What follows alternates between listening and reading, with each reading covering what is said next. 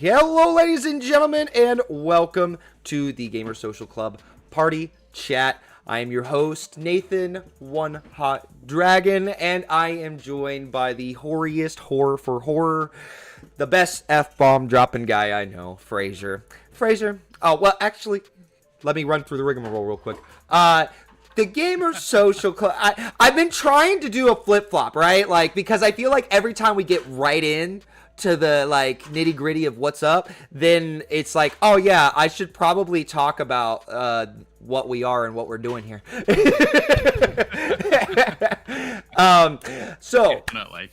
Today we are going to talk about all the games in 2025.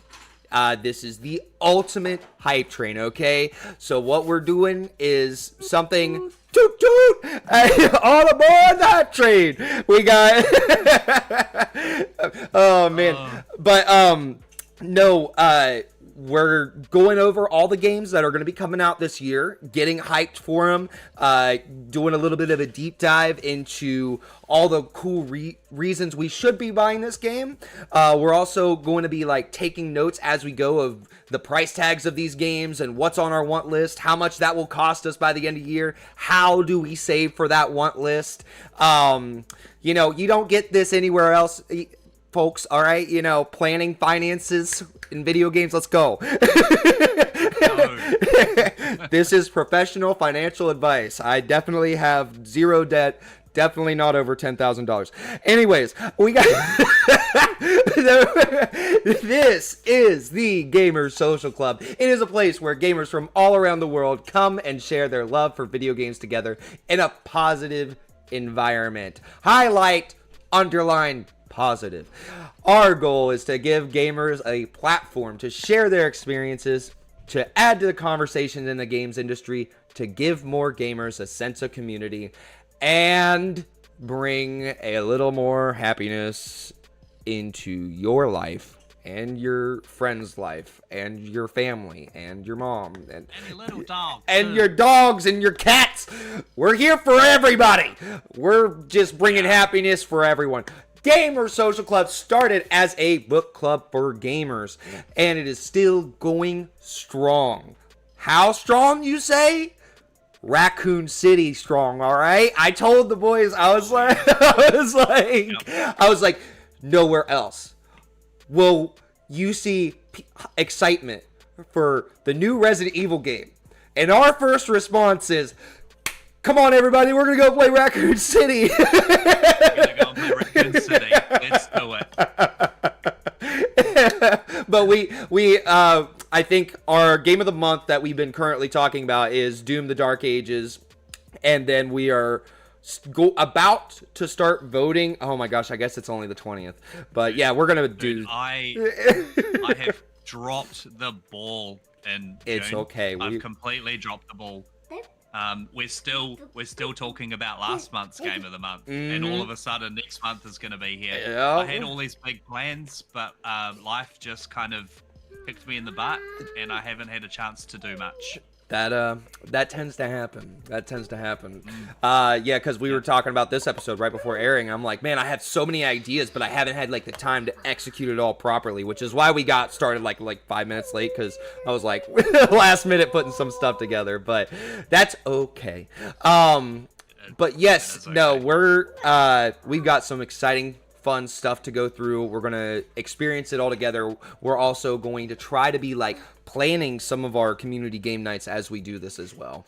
So now that we are through the rigmarole, Fraser, how are you, buddy? Dude, I'm really good. Like we were talking before, like there's nothing super exciting happening at the moment, but I'm just enjoying life. Yeah. We just bought a new toy for Elton, our cat. Yeah. And it's a stick with a handle, and it's got a furry piece of string and some feathers on the end of it. Yeah. And you kind of flick it, and he like chases it. Now, Elton doesn't enjoy the fast flicking. You know when you flick something in front of cats and they all go like, whoa. He doesn't do that. He just sits there and he's like, what are you up to? What are you doing? You're embarrassing yourself. I'm not chasing that. And so he really likes that kind of slow play where you drag the feather along the ground and stalk it. Yeah. Yep. And then so you drag it around the corner of the door, and then he's like, "Oh, where'd it go?" and then he'll chase around the door, and he loves that. But I mean, he's not around, so he can't hear me. Fuck, it's boring. It's so boring. You want to make sure not to hurt his feelings. Yeah, exactly. He can't hear me. He's not around. No. And so Mon and I were both pretty much sick of this fucking thing already. But what he'll do is he drags it everywhere with him. It's so like all he wants to do is play. And so like we'll be sitting in the lounge and you'll hear him dragging this thing, and we'll look at each other and we'll be like, you know, he's bringing it to you, right? Not me. He's bringing it to you. And I don't want to do it. He'll drop it, and then he'll go and rub on the person that he wants to play. And obviously I'm better at it than Mon is, because he always fucking chooses me. Yeah. Oh god. So I have to get up and we have to do a bit of a play. Like, I love it and I love him to bits. But it's getting pretty old. Yeah, I can relate to that. We don't have a cat, but the new puppy, he gets so violently excited when we come in the room, or when he's getting attention, to the point where his whole entire body just freaking flails around, and it hurts. And then he'll start giving you kisses, but he'll start nibbling on you and biting you. He bit my ear yesterday, but I get it. It's like you love him, but it's like, also get away from me and never touch me. Right, just give me some space, mate. Give me some space. Space. You are suffocating me. Nah, I would kill everyone in the world for that little fluff ball. Yep. Yeah, I love him to bits. So yeah, that's been the fun cat stuff.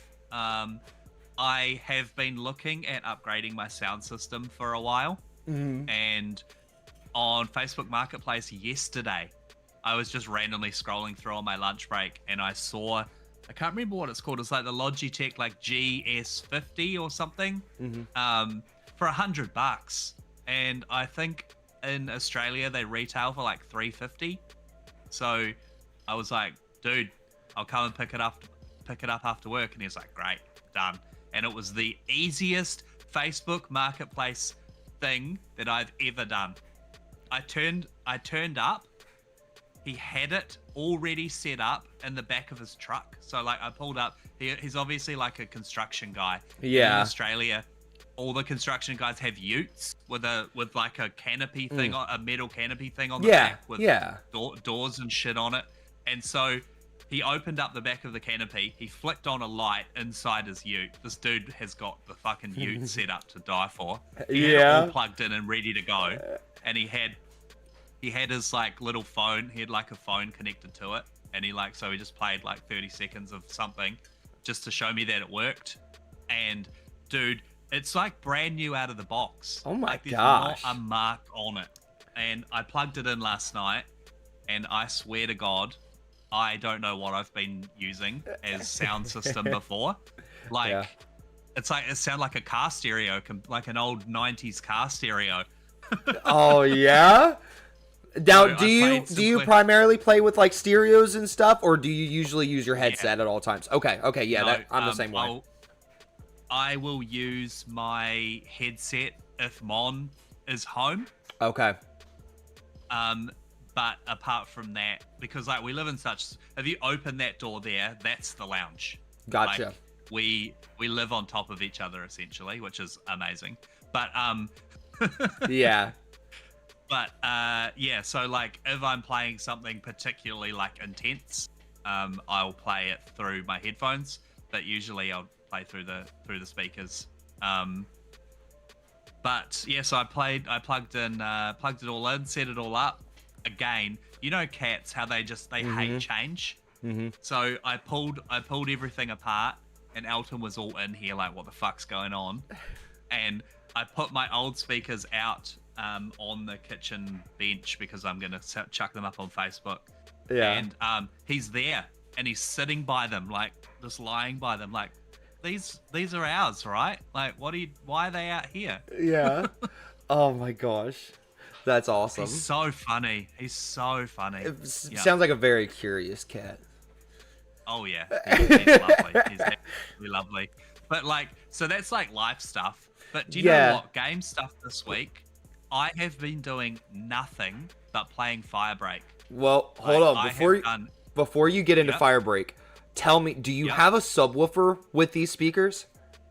Yeah, I do. Yeah. All right. There you go. All right. That's See, it's really important to have the subwoofer because I've got mine kind of set up in a little weird way. I got these studio speakers for Christmas. I did some research and then I didn't even realize after I got them, I'm like, oh wait, you need like an actual power source for these cords specifically, and it needs to be an exact wattage. It was a whole thing that I had to learn and get into, and I need to buy another one because the power source only supports 2 speakers. It doesn't support a subwoofer. So I've got this old subwoofer from 2012. It's Logitech, so, you know, of course it's going to last until I'm long dead. But, you know, what I do is I have a splitter.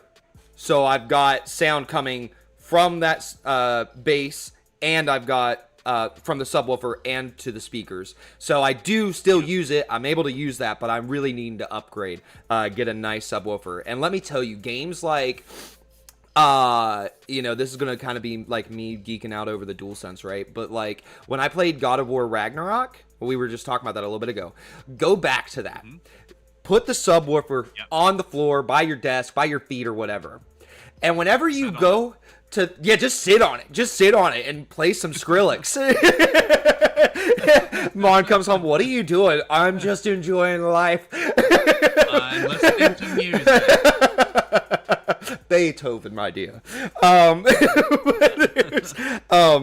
No, but like whenever I was throwing the axe, I could feel it on my feet, just like whoosh. And then as soon as it snapped back into your hand, that bass would also come back, and like I'd feel the vibration on my feet. Oh man, sick stuff. It is life changing. I know what you're going through. It is life changing to have a good sound system at your desk. I'm loving it. So yeah, I chucked on some Clear Obscura just for like 5 minutes.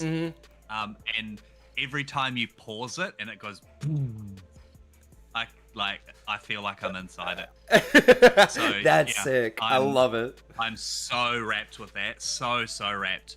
And then like games wise, like I said, all I've been doing is playing Firebreak. Nothing else. Nothing else has even been turned on. Yeah. Like none of my other consoles have been turned on. Like, I haven't opened any other games, apart from Clear Obscura, but it's just been Firebreak. Yeah. Tell me all about it. I literally know nothing about it. I just know that, well, I guess I can't say literally, because I know that it's like, in the world of Remedy games, it's a lot like Control in the sense of, like, what it's based off of, but it's a first-person shooter game. Yeah. But yeah, give me the sales pitch. I've downloaded the game. Why should I make time for it?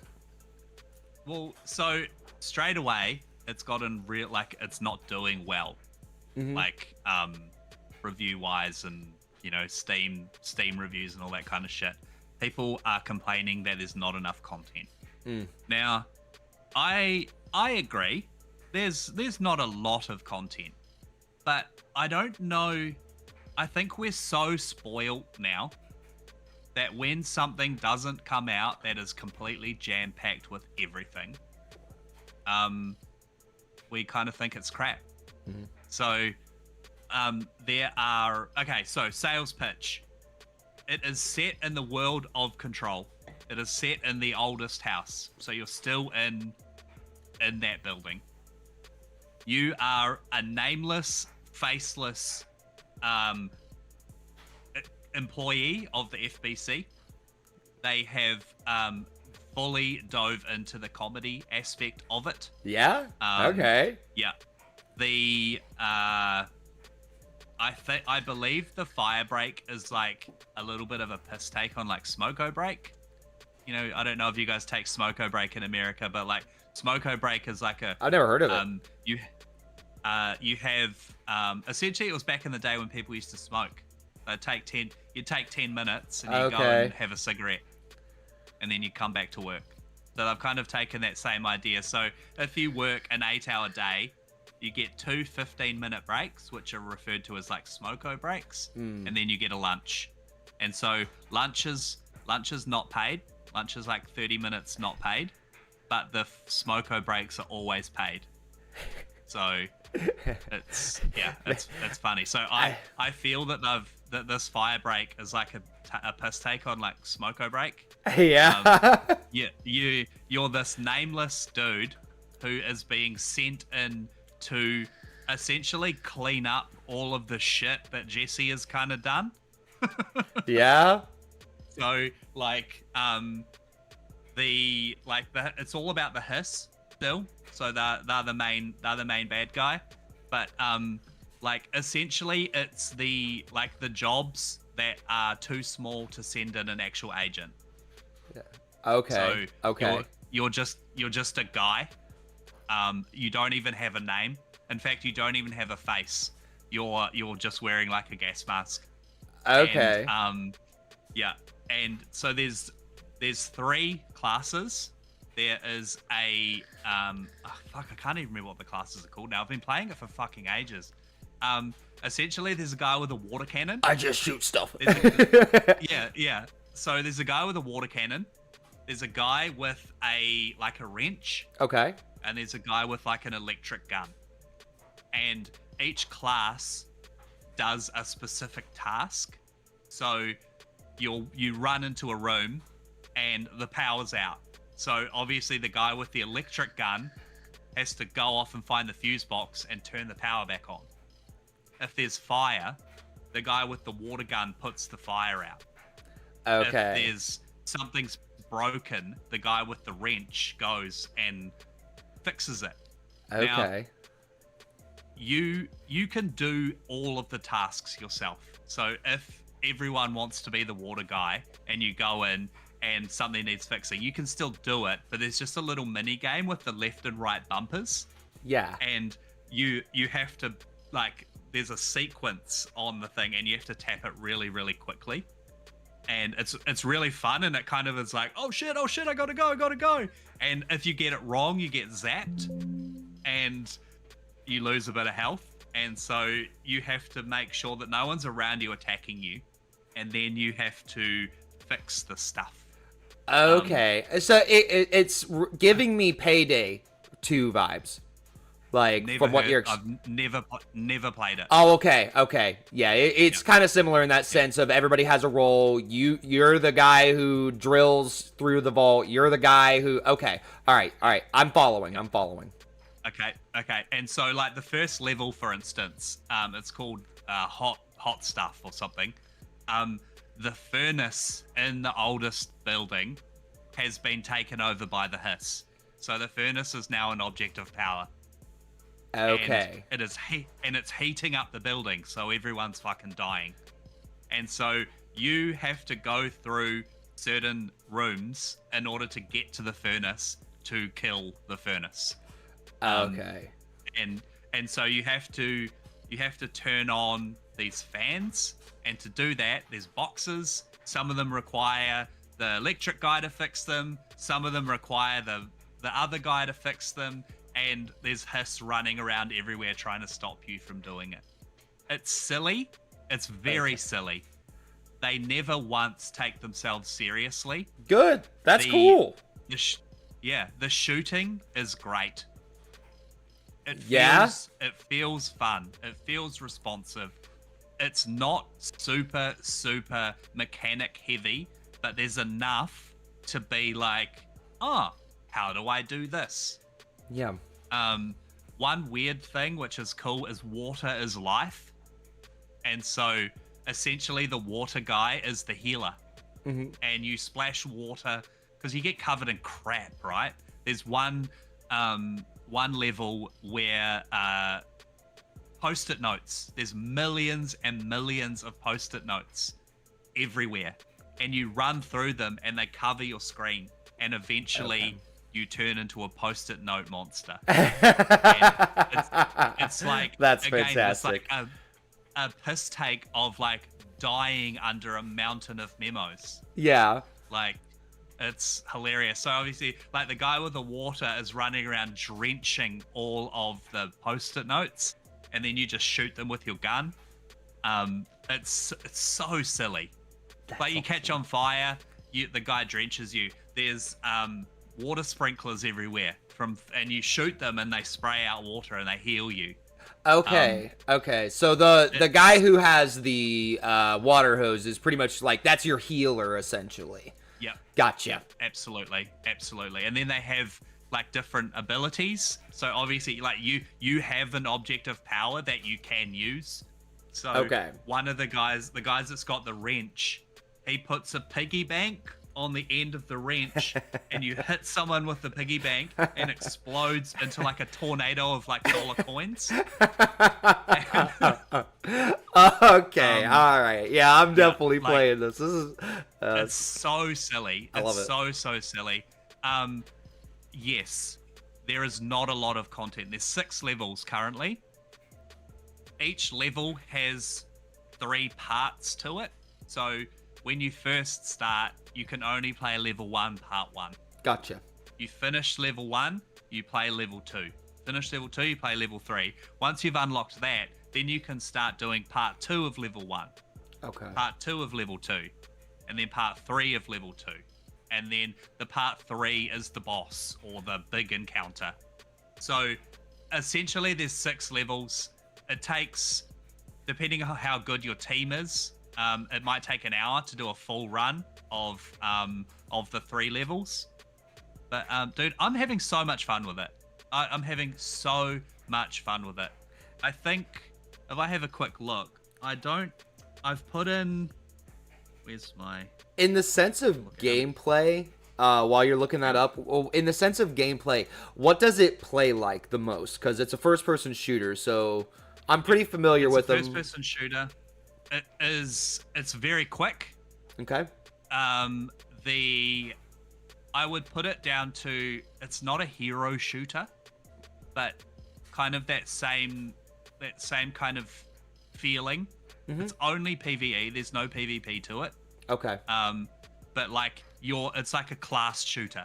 Okay. And every class can use the same weapons, so there's nothing locked behind that. Okay. There's not very many weapons. Kind of like Alan Wake, all the weapons are very like real. There's like a pistol, there's a revolver, there's a shotgun, there's a rifle, there's an SMG. Okay. That's really it. So it's not like, okay, so, you've got these basic standard guns, but the fact that you've got these other crazy, wacky things like the piggy bank, and that kind of makes up for the, lack of diversity in weaponry. Gotcha. Yeah. Okay. And so I've put 16 hours and 24 minutes into it. Damn, all right. I've completely maxed out 2 classes. Hell yeah. So there is a progression system. And by going through the progression system, you earn like resource tickets, and you have to spend those to unlock things. There's everything is to do with being annoying, which is so funny. Like, at work, you have to do something, and you're like, oh fuck, I have to do this task, and there's like all these annoying little tasks part of it. So they're playing on this. So to go and get ammo, you have to find a little ammo hut, and inside it there's nuts and bolts and shit everywhere, and you have to play this mini game to collect ammo. Oh yeah? Like, it's so annoying, but it's so funny because you're like, shit, I've run out of ammo. Oh my god, I have to go get some ammo. And then you have to run off to and then you're like trying to scrounge together this ammo. I'm having so much fun with talk it. about having character. Yeah. I am gutted that it's not doing well because it's fun.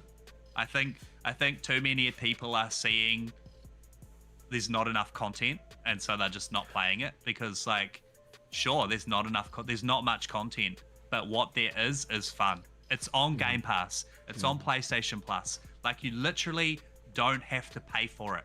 The only thing you have to do is download it. Now, so everyone try it because it's so much fun.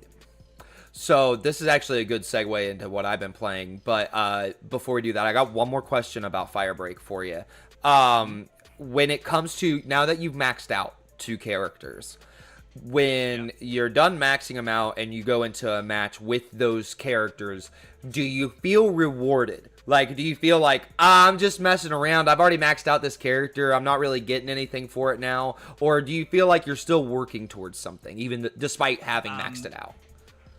It makes it a lot easier because when you max out things, you upgrade your tools. Okay. So at the start, when you have the wrench and you need to fix something, you're literally just hitting it, right, with the trigger. Yeah. You're hitting this thing and it's fixing. It might take 5 or 6 hits to fix something. Now that I've maxed it out, it's 1 hit and it's done. Sweet. So, okay. So it's very easy. Not easy. It's still very difficult, but it's made the tasks easier. Okay. So, like, and I've also, like, essentially maxed out there's like a battle pass where that's how you unlock all of these things. You earn these resource tickets and you spend the tickets on stuff. Gotcha. And so I've unlocked all the weapons, I've unlocked all the stuff. It's not a huge commitment, like 16 hours. But I'm just having fun with it. Yeah, that's what matters. I'm not like, I don't, it definitely has, once I've completely maxed out everything, I'm not sure. Sure. I'm very much an achievement hunter as well, so I'm definitely going to be trying to finish off the achievements. Gotcha. There's one achievement that's going to be quite difficult, which is like complete a max difficulty, max rank, max everything level without anyone dying. Oh, that's going to require a full team of like fully leveled up people. We got all the perks. Gotcha. Yeah. Yeah. Well, when I get into it, I think that's something to be talked about because I know Steve's playing it. I know a handful of other people in our community is playing it. So, like, we need to figure out who's playing what, and I'd be more than happy to be healer. Like, so yeah, I'll try to get with you guys and figure out exactly what class I need to be leveling up. Because for me, it's probably going to be that thing of I hop into it, I level up one character, and then I'm probably going to be good. So we're already 30 minutes in, so it's a good segue into what I've been playing, what you're talking about here with it when it comes to content. And the one thing I want to add to what Fraser's saying, and something that it's good to keep in mind for everyone listening, and I know a lot of people in our community aren't huge on multiplayer games, right? And we're more about the single-player games, the PvE experiences, which is why a lot of us has been excited for Firebreak, because it is PvE. When it comes to games like this, especially smaller ones that are like $40 and coming to Game Pass, they are trying to get the player base first. They are trying to get the player base. The more game modes you have, the more you split up the player base. And that can be a bad thing for a game that is just starting out. So, you know, first they need to figure out exactly how many people are going to be in this game and then divvy that up, right? And it is also the thing of this is a live service game. Marshall, stop. Shh, shh, Daddy's podcasting. Do you want? I'm going to get you. But we got. Sorry, I had a guest appearance from my son here. No, but so the thing about these live service games is, hey, actually, thank you for bringing that up. I cannot see the chat. If you can help keep an eye on it, I was going to bring it up, but I've got too much going on my screen to see the chat. Marshall, shh, Bubby. But no, when it comes to these multiplayer games and live service, you don't necessarily want to start out like, I mean, you kind of got to get out the gate first before you, and then build upon that as you go by. And it is that thing of, sure, there's not a whole bunch of content in Firebreak, but I don't think everybody is going to be head first into content. Sorry, my son's distracting me. That's right. We play games differently to other people, right? Right. Like it's our job to play these games. It's our job to get as much out of it as quickly as possible, so we can tell the masses, is it good? Is it not? Yeah. You know, if I was a normal gamer and I say had an hour to spend each day playing games, Firebreak would take a while to get through and to get boring. Yeah. Not boring. Right. Boring's the wrong word. But to get through and to get moving on it. Because like each mission takes kind of 15 to 35 minutes. That's 2 missions and I'm done. And that's the thing is, like, you want a reason to come back, right? I mean, that's right, exactly. A live service Like, game isn't built for you to play 5 hours and never come back. Sorry, I think you cut out just then. No, you're fine. I was just saying, like, my point earlier was just that, like, you don't build a live service game to last for 5 hours and then never come back to it. It's okay that it doesn't have the content because you're playing it now, you're, dipping your toes into it, you're having fun, you maxed out your 2 characters in 16 hours, and okay, there's not enough content. Go play other stuff, and then when the next update comes out, come back. That's what it's built for. So I don't think lack of content for a game like this is a huge dock or like a huge knock on it, right? No. But it plays well. Mm-hmm. It's really, really fun. The interactivity in it makes it really interesting. It's super silly. It doesn't take itself seriously. And like I said, it came out on Wednesday. On Wednesday, I put 7 hours. Yeah. Back, like, just a straight 7 hours into it. And I was like, oh, shit. It's been 7 hours. That's the greatest time right there. But no, normal people don't game like that. Mm-hmm. Normal people will take a break. Normal people will go off and do other things. Like, I think that this game has got enough to keep me satisfied for a long time. Yeah. And then, do you know what? If I become unsatisfied, there's going to be an update. Yep. Some new content. I'll be back. Yep. I mean, look at Space Marine 2. Like, I don't know why that's the first thing that came to mind, but that was a game where the updates make me want to keep going back. I'm so behind on them, and I'm genuinely really excited to hop back into that game and be like, all right, I've got a lot of new stuff to experience. 5 days we get Horde mode. So I'm no, waiting. I didn't know about that. Oh my 5 gosh. days we get a Horde mode. Oh, we are so going into that. Okay, that's gonna that's okay. All right. So we already have one game on our list. And it's an oldie, but a goodie. And it's a goldie. It's a goldie. But like I said, we're about like 30 minutes in. Thank you again for kind of helping pick up because my son was distracting me and I completely lost my train of thought. Right. I appreciate you. Yeah. No, but the game that I've been playing lately, and I'll just kind of quickly talk about this before we get into our main topic, but it's been Rematch. So I've been working on reviewing that for the site.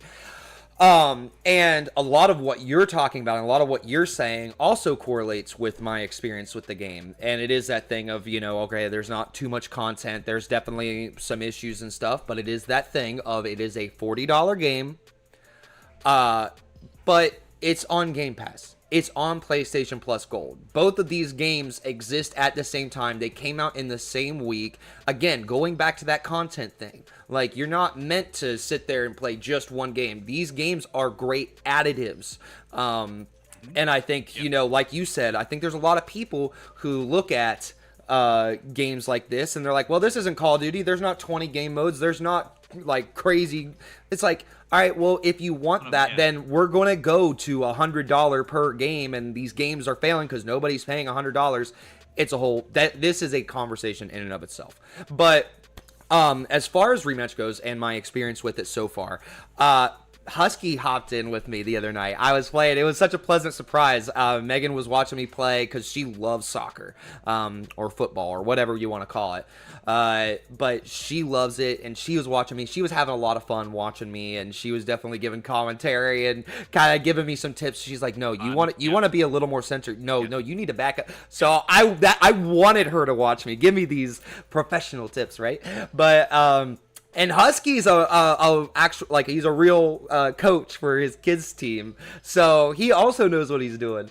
But yeah, he hopped in while me and Megan were sitting there playing it, and we had an absolute freaking blast.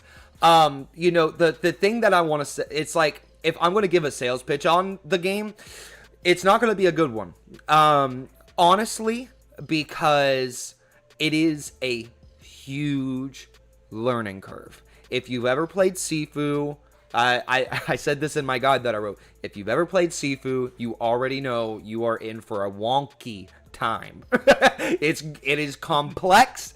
I beat Sifu. I cannot tell you how I did it. If you had a gun to my head and said, "Tell me how to play Sifu," you would just have to shoot me. Right? Yeah. That's why the first Sifu. I don't. Yeah. It's fun. It's a lot of fun. It is John Wick in a video game. It's fantastic. I definitely recommend anybody to try Sifu. If you get the chance, play Sifu. But again, don't ask me how to play. I don't want to die. But that's the way Rematch is as well. So that's the first thing I did. I was like, there is only multiplayer in this game. There is no PvE. There is no, like, go against, there's a practice mode, but it's not against computer players. And the developers already told me, like, it's not advanced enough yet. Like, their AI, their NPCs, it's not advanced enough yet for them to be like, hey, we're going to put this in. We need more time to work on this, is basically the answer I got. So, you've got to, I wanted to feel comfortable going into multiplayer, and the fact that I was writing guides for it also contributed to it being 3 hours. So when I say it took me 3 hours to learn, take that lightly. I got familiar with all these different controls. It is very in-depth. You can lob the ball, like kick the ball over your head to kind of avoid people tackling you. It's very aggressive. It feels like a fight the whole entire game. Like, people coming at you, trying to mow you down to get the ball. It definitely takes away some of the traditional soccer rules in order to, like, make it feel more like almost like a fighting game, but on a soccer field, if that makes sense. And it's great. It's a great vibe. And now that I know what I'm doing, and I've put this time in, I'm glad that I put that much time into the training, right? Because when I do go into multiplayer, I get so competitive with it. I get so excited. Just ask Husky. I was screaming, I'm like, yeah, we did it. We got to go. I was jumping up off the couch. Me and Megan were like high-fiving each other. Let's go. The entire time I was playing it. Fun. So much fun. And so it's like, I highly recommend this game to anybody who's interested in it or slightly interested in it. If you've ever enjoyed Rocket League or Sifu, play this game. With that being said, it is the thing of my biggest frustration, and the thing that's got me, like, kind of hesitant on my review so far is just the fact that there are a lot of issues. There are a lot of bugs. There are a lot of glitches. They are currently working on a lot of them. There is also the factor of people. This is a multiplayer game only. When somebody leaves a match, like, okay, at the beginning of, I'm just going to give you one example so we can move on. When somebody leaves a match, they just disappear.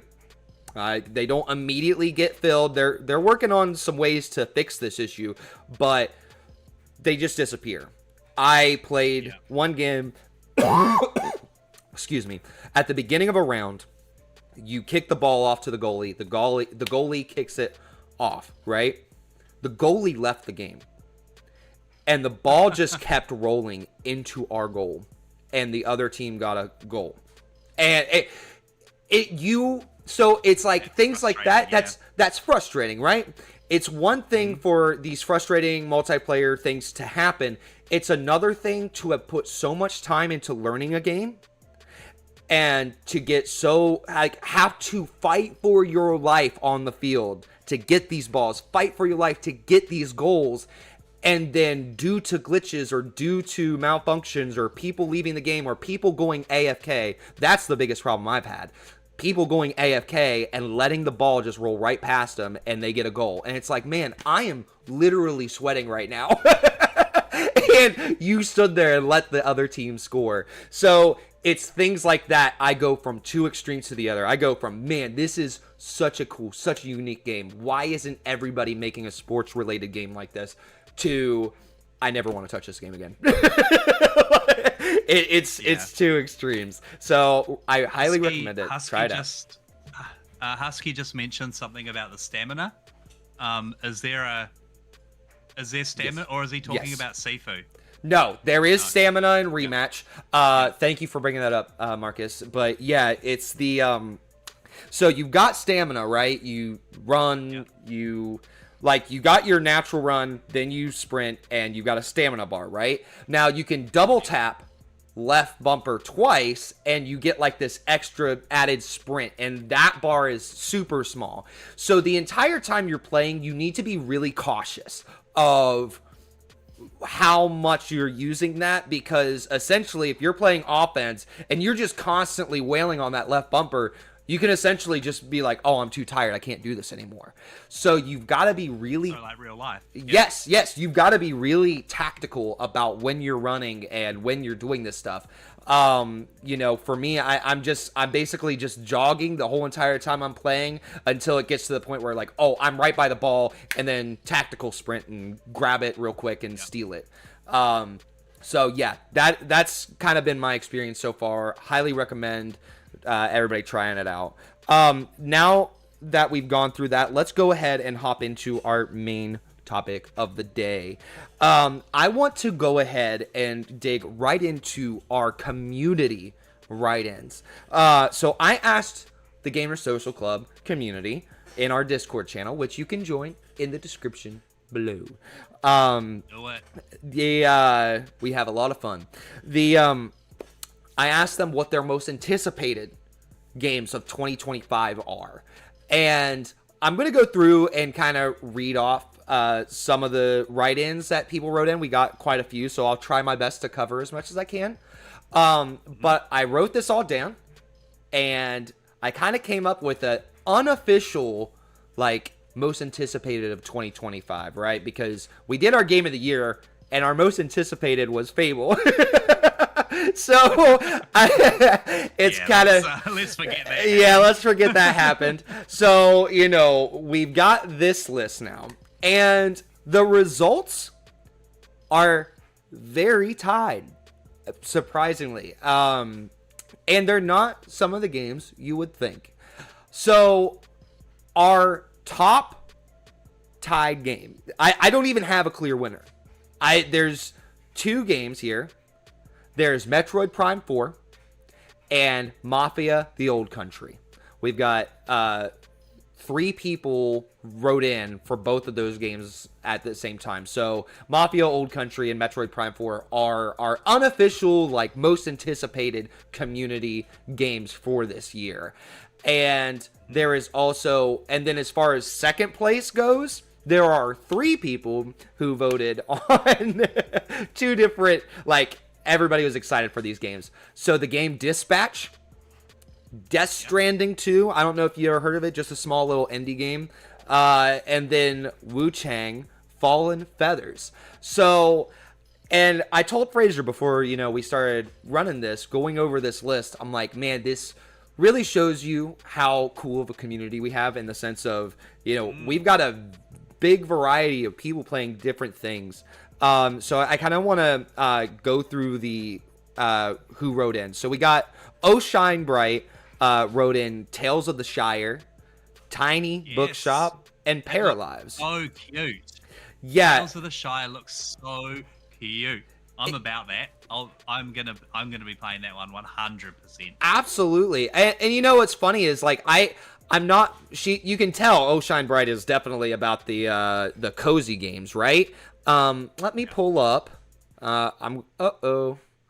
Well, I guess that's not working. But yeah, no. Tales of the Shire is definitely a very cozy game, and I'm not really into them either. As far as cozy games go, but you're more of a farming simulator guy, so I guess you could say you're more about the cozy life, right? Yeah, yeah. I don't mind the cozy life. Yeah. I also don't mind the insane life either. Firebreak. Like, yeah. Tales of the Shire, dude. I don't know if you've seen anything about it, but like, it's like you play as a hobbit, and there's just little hobbit problems that you're having. Like, someone's cow's gone missing. Someone needs some flowers to make some milk. Someone needs something. And you just small town problems. I'm all about that. Yeah. No trips to Mordor. No fucking Death Riders. No horns of Gondor going off. Just chilling. Yep. Just eating cake, drinking cups of tea, smoking a pipe. Yeah. Yeah. I mean, it's a different take that we're not used to from a Lord of the Rings based type game. Mm-hmm. I am fighting for my life to get Steam up here. I don't know what you're up to. I can see some things happening on the screen, but not really.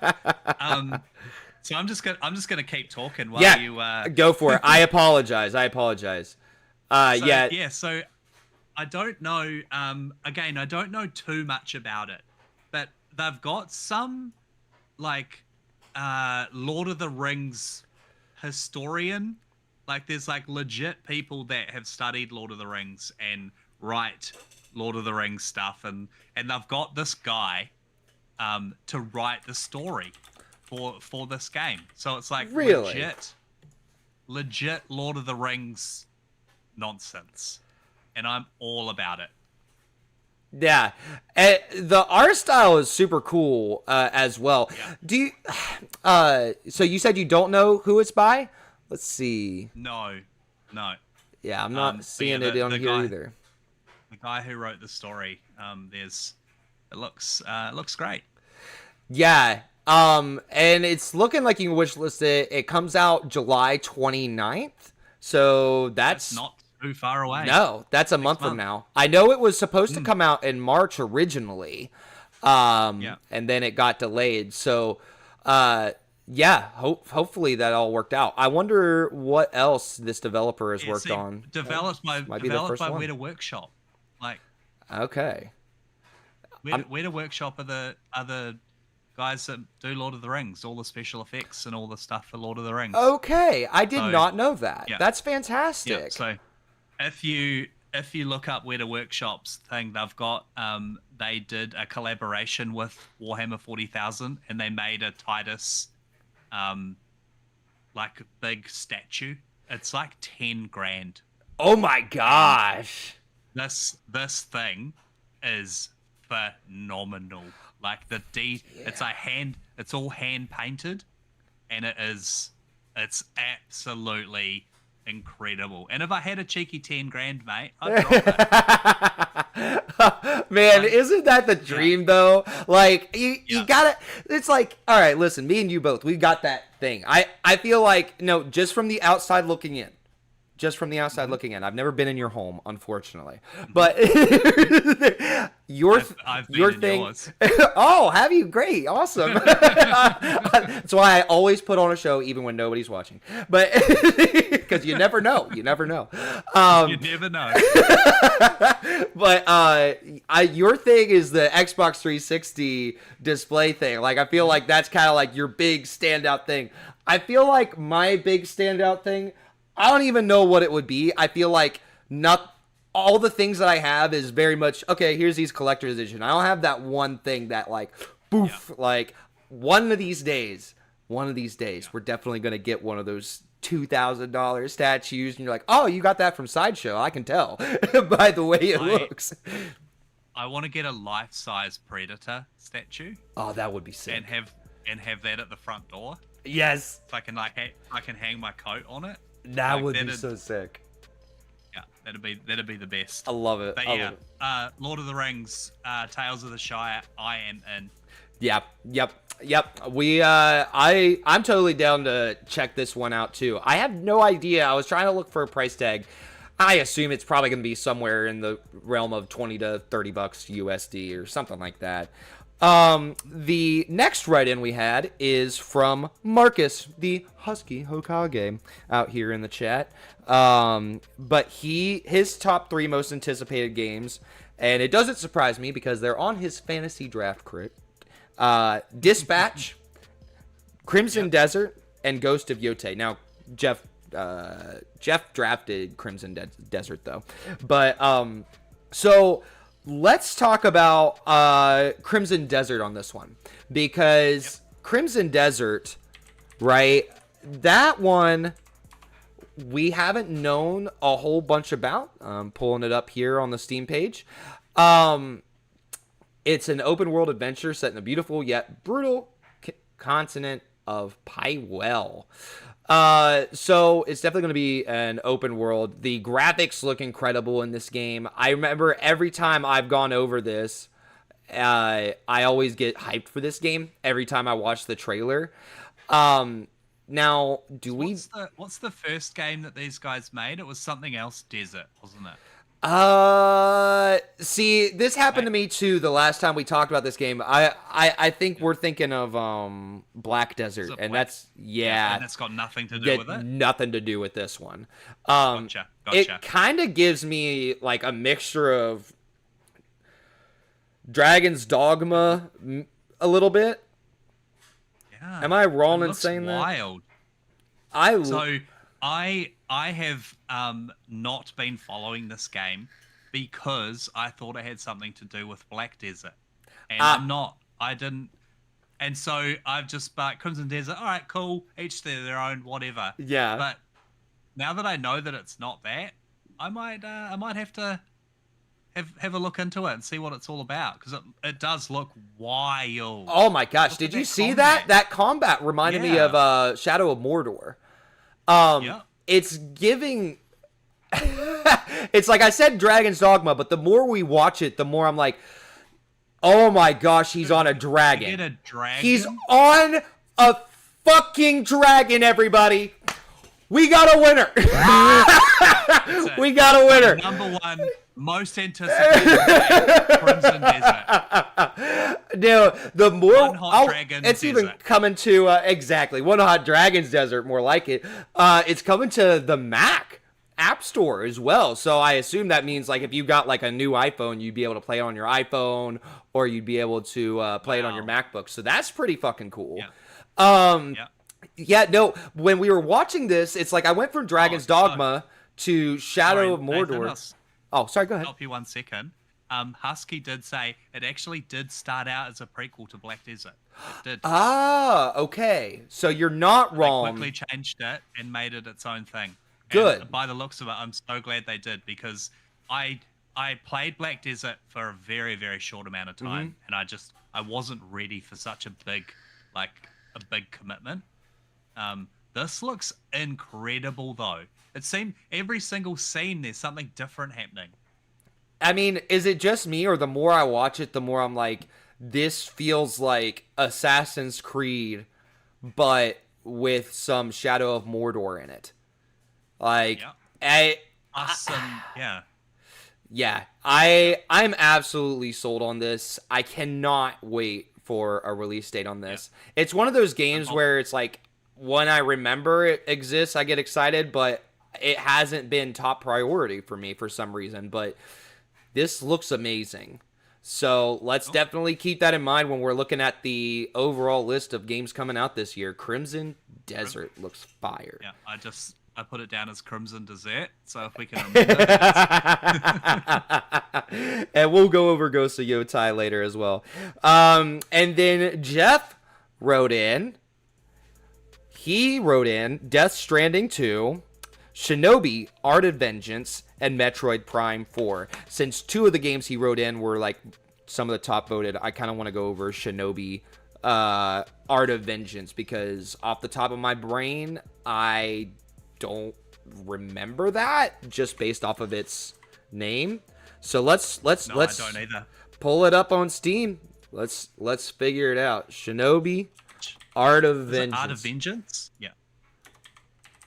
Here it is. 2 down from the top. Okay. $27. Not bad. Oh, hey, okay. All right. So it's by Sega. Lizard Cube. What let's see what they've worked on. Okay. All right. These are from the guys who made Streets of Rage. So, all right. from the creators of That Streets of makes sense. Rage. It makes sense for Jeff to be into this. Yeah, as soon as I saw that, I was like, okay, yeah, no, this makes sense. So I feel like we've seen this before, but let's definitely let's give this trailer a look. I wonder when this was announced. Okay, yeah, check this out. This looks like a 2D beat 'em up that. Okay, all right. Yeah, to audio listeners, it is Shinobi, like, of course, in the title. You're welcome. They call me, some people call me Captain Obvious. You're welcome.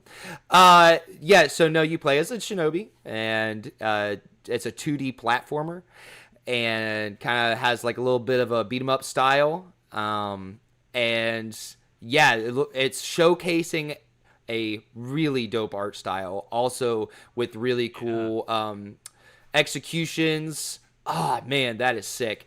Looks like you can go into some combos. Oh man. But very important, very, very important question. Can you juggle? Can you juggle? Oh man, you know. If you can't keep the enemies in the air juggling them, I'm not interested. You know what game you can juggle enemies in? That's called Injustice. Injustice 2. Injustice. Yeah. I got to the point where I main Batman. Oh, of course I'm going to main Batman. And I was just juggling fools in the air forever. So, talk about Shinobi.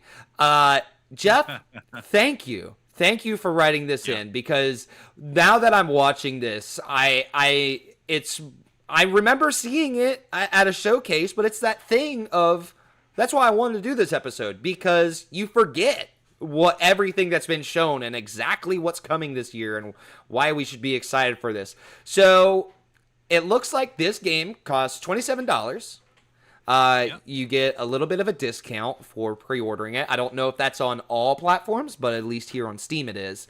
It's only $27, and then you can pre-purchase the extra edition, get early access to it for $36. It comes out August 29th. Full controller support, which is very important for me. Hell yeah. Because I am rubbish at mouse and keyboard. Right? And do you know what? I'm okay with that, and I've got no intention of trying to get any better. Yeah. Yeah, right. Yeah. Now, I mean, it's fun. I mean, here, I'll say this. Like, I do enjoy dabbling in the PC realm and, like, getting to learn the controls, specifically with first-person shooter games. But, yeah, I don't blame you. It is a huge learning curve. I mean, I'm 30 years old, and I still just haven't everybody my entire life is like, you gotta do mouse and keyboard so much better, and I'm like, okay, I'll just have to take your word for it. I'm sitting here, and I've got my WASD, and then I'm like, all right, I need a reload. Where's R? Yeah, there, reload. All right. I pull up my inventory. There. And I have to stop what I'm doing and look at my fucking keyboard. Yo, right. So the next write-in we had was Steve. I don't know. I've never heard of this guy. Steve wrote in Death Stranding 2, Chronos: The New Dawn, and he put not a spiritual successor to Dead Space, and we're definitely going to talk on that a little bit, and Hell is Us. I know that we've definitely, I know you've had some excitement for Hell is Us. I downloaded the demo since you talked about it. I haven't delved into it yet too much. We've talked about it on the show and how it's like, you gotta get mixed, but I kind of want to get into talking about Chronos because that is also on my list. Me and Fraser both forgot to put in our list, so our votes don't count and all of this stuff. We're just gonna like chime in on this as we talk about them.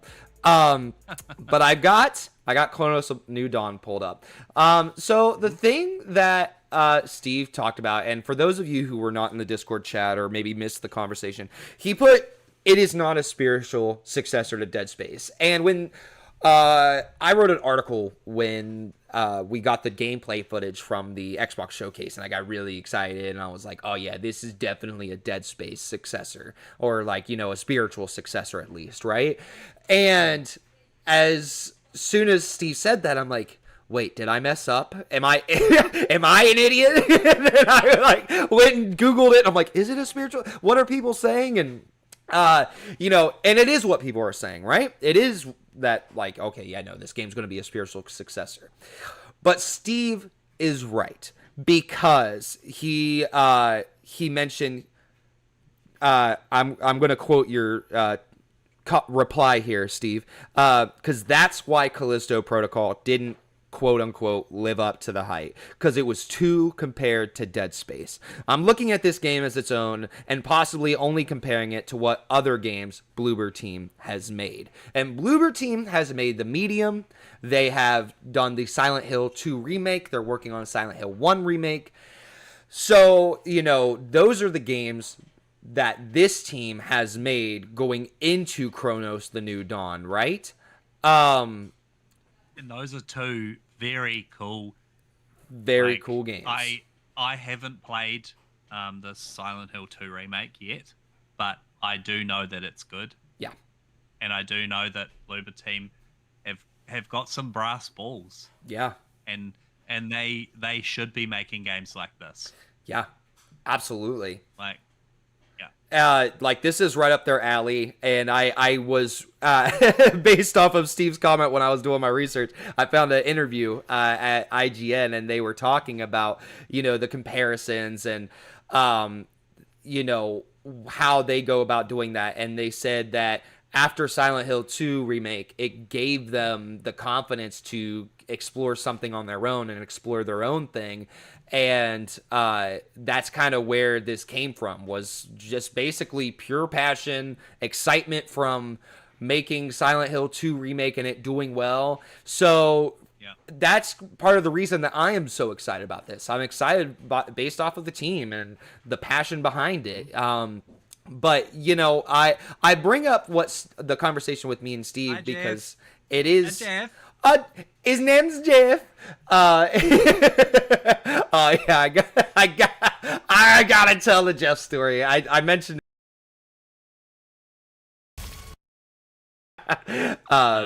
chat, but I think when you speak really loudly, your mic maxes out. Maybe because I've been trying to figure out why every now and again your mic just stops working. And I think it might be if you when you go too loud, it's like too loud. I laugh too loud, man. My laugh is. I'm currently taking donations. See, it's cut out again. I don't know. Wait, I didn't even say anything loud. That's not good. Well, if it keeps doing it, I'll use my headset mic. So. The reason I bring up what Steve said was because it is important that we don't go into this game with expectations. It is important that we go into this as this is a new installment. This is a new game by a team that is doing something very special. And we've seen it happen time and time again in the video games industry where people get these expectations. Games don't meet up to those expectations, and yeah, it's not something you want. So let's, as a community, decide together. Rally behind Steve, everybody. we will not compare this to Dead Space. No, we will not. It looks so spooky. I am so down for this. Even just that little picture that just keeps changing over and over in the top corner there. I'm into it. We're not comparing things to Dead Space, but one thing that Dead Space did that I wish so many more games did was removing the HUD and putting the HUD Yes. on the character or on the weapon. Yes. Fuck, that's cool. Yes. It just you're so much more involved in it than having like a flashing red screen or a like, oh, your bullets are in the bottom left corner. Like, no, man, let me see it. Let me feel it. Well, just like within this picture right here that we're looking at, and that was the first thing that stood out to me was the fact that I'm not seeing a HUD. I feel like that, even in this, I mean, Steve brought up the fact in the chat of, well, it's probably just for the trailer experience. So, I mean, I guess we don't have any exactly confirmation that there's a HUD, but honestly, the fact that it doesn't appear that there is one in any of the gameplay, even in this thing, I don't know. Not even this game, but just games in general. Yes, I just but want yes, that more. I agree with you. Yeah. I agree with you. Yeah. So yeah, All right. Now that Jeff is here, I gotta tell on him. This is based off of a true story. We're gonna take a little side quest here. So I was listening to Interactive Distractions. I hop in the car. I hop out of the car mid podcast, and then I hop back in the car to go with my family to Costco. And Jeff is talking. I'm like, oh hey, it's my friend Jeff. And Megan's like, oh yeah, like from the podcast stuff. And I was like, yeah. I talk about him all the time. Megan knows all of you guys, right? I talk about you guys all the time. And she's like, oh, okay. And then at that very moment,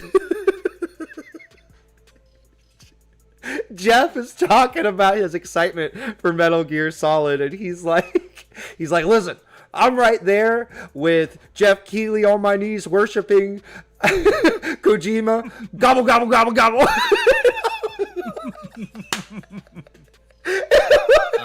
Funny. And like Megan's like, maybe this isn't kid appropriate. Can we listen to some music? I couldn't breathe. I was laughing so hard. Oh, I haven't had a chance to listen to this week's Interactive Distractions yet. I've got the audio book of Metro 2033. Ooh, okay. And I am listening through that on my drive to work. Okay. Fuck, it's good, dude. Oh, I might give it a listen. The book, so it's on Spotify. Okay. So, sweet. And it's really well read. The guy who reads it does very well at reading it, especially pronouncing all the Russian words. And it's so good. It's very, you can see that they've taken the idea of the book to make the game. The game and the book are not identical at all, apart from like setting and character. Very cool. Yeah. I will add it to my list because I've been wanting to get into some audiobooks when driving my semi. Yeah. So I will definitely check this out. Our next write-in is Jeff was just saying that Nathan's not allowed to listen to podcasts in the car anymore. Which is so true. Yeah, so true.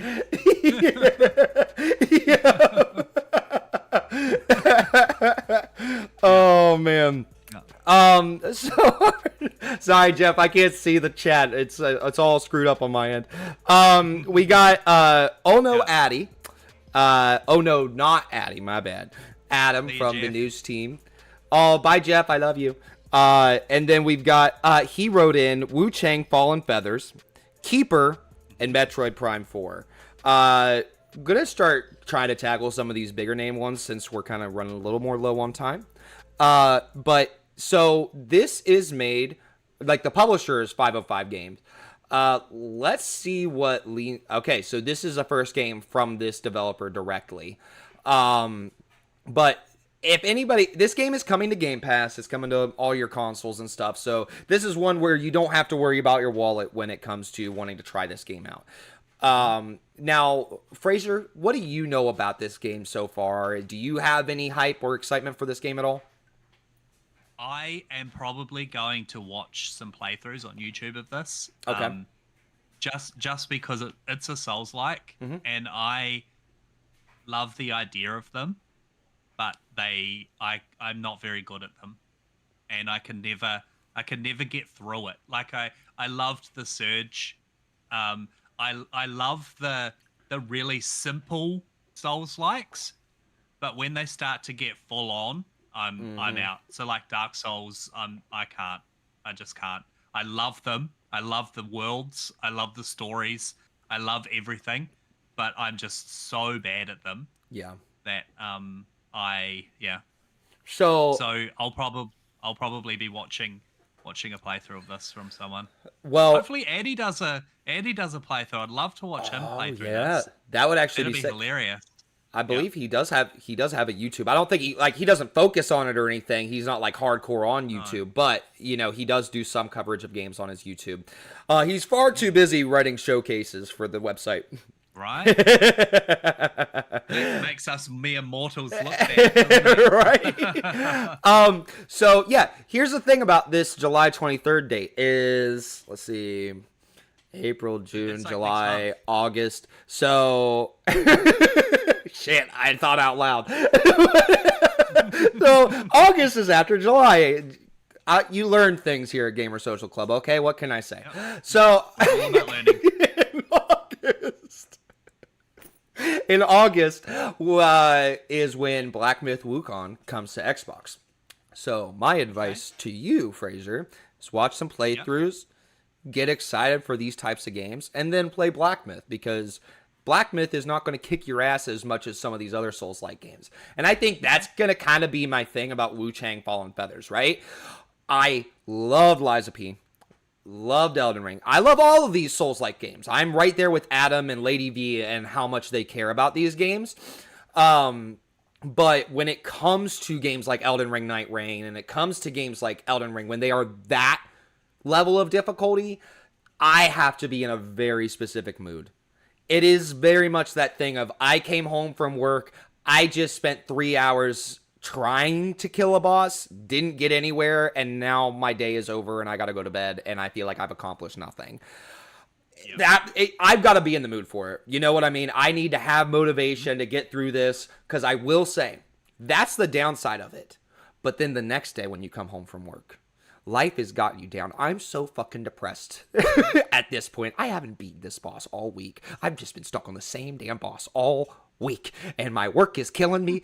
I hate life, and then I do it. I do the impossible, and I finally kill this boss, and I tell you what, there's no greater feeling on God's green earth. And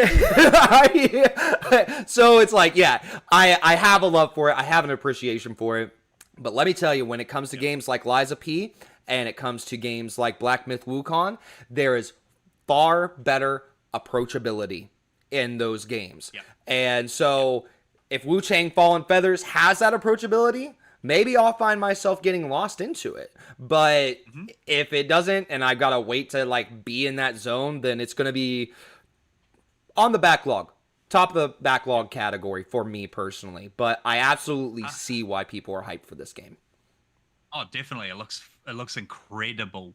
Absolutely. Like the art style, it looks, and the little bits of gameplay, the stuff that I've seen, look phenomenal. Oh, 100%. Husky just said that Black Myth is currently on sale. $47.99 on all platforms until July the 20th. Go get Black Myth Wukong. Okay.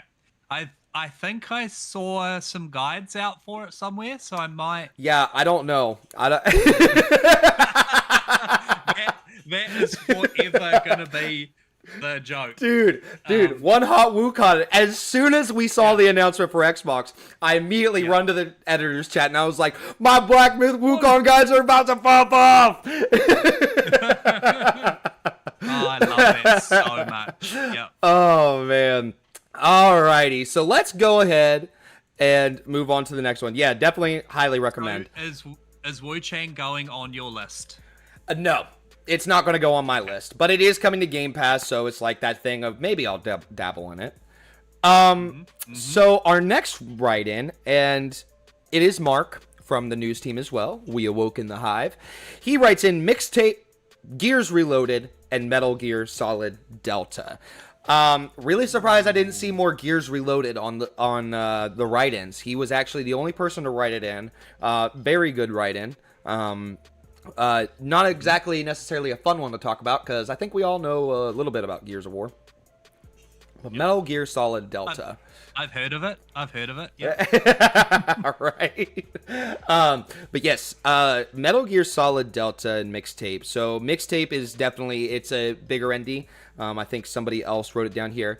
What I'm going to do is we're on 1 hour, 15 minutes. Instead of continuing to go about like we're going about it right now, I'm going to kind of go in through all the write-ins, and then we're going to start talking about the actual release calendar.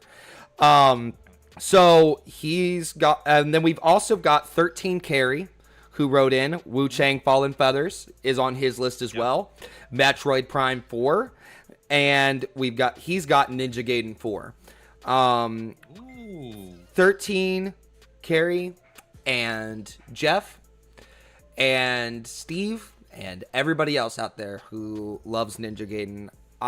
This is a promise that I will do everything in my power to review that game, Ninja Gaiden 4. And I will give it just an absolute horrendous score. It's gonna hurt. No, I'm just kidding. I'm not gonna do that to you. I will give it a fair shot. We got Lady V, who also wrote in Myco Punk, Hell Clock, and Cairn. Cairn is that one game we've seen where you do the rock climbing and it's solely based on that. Don't quote me on this. Think it's coming to Game Pass. And then she also said that I cannot wait for Slay the Spire 2. I also need to play Nirvana Institute before No Sleep comes out. I have it, but it's sitting here looking at me from my backlog. Then we've also got Harry from the news team. Man, it's crazy how all four of the news team responded to this at the same time. Void Martyrs, Out of Words, and Grounded 2. Grounded 2 is coming next month, so that's definitely one to get excited for.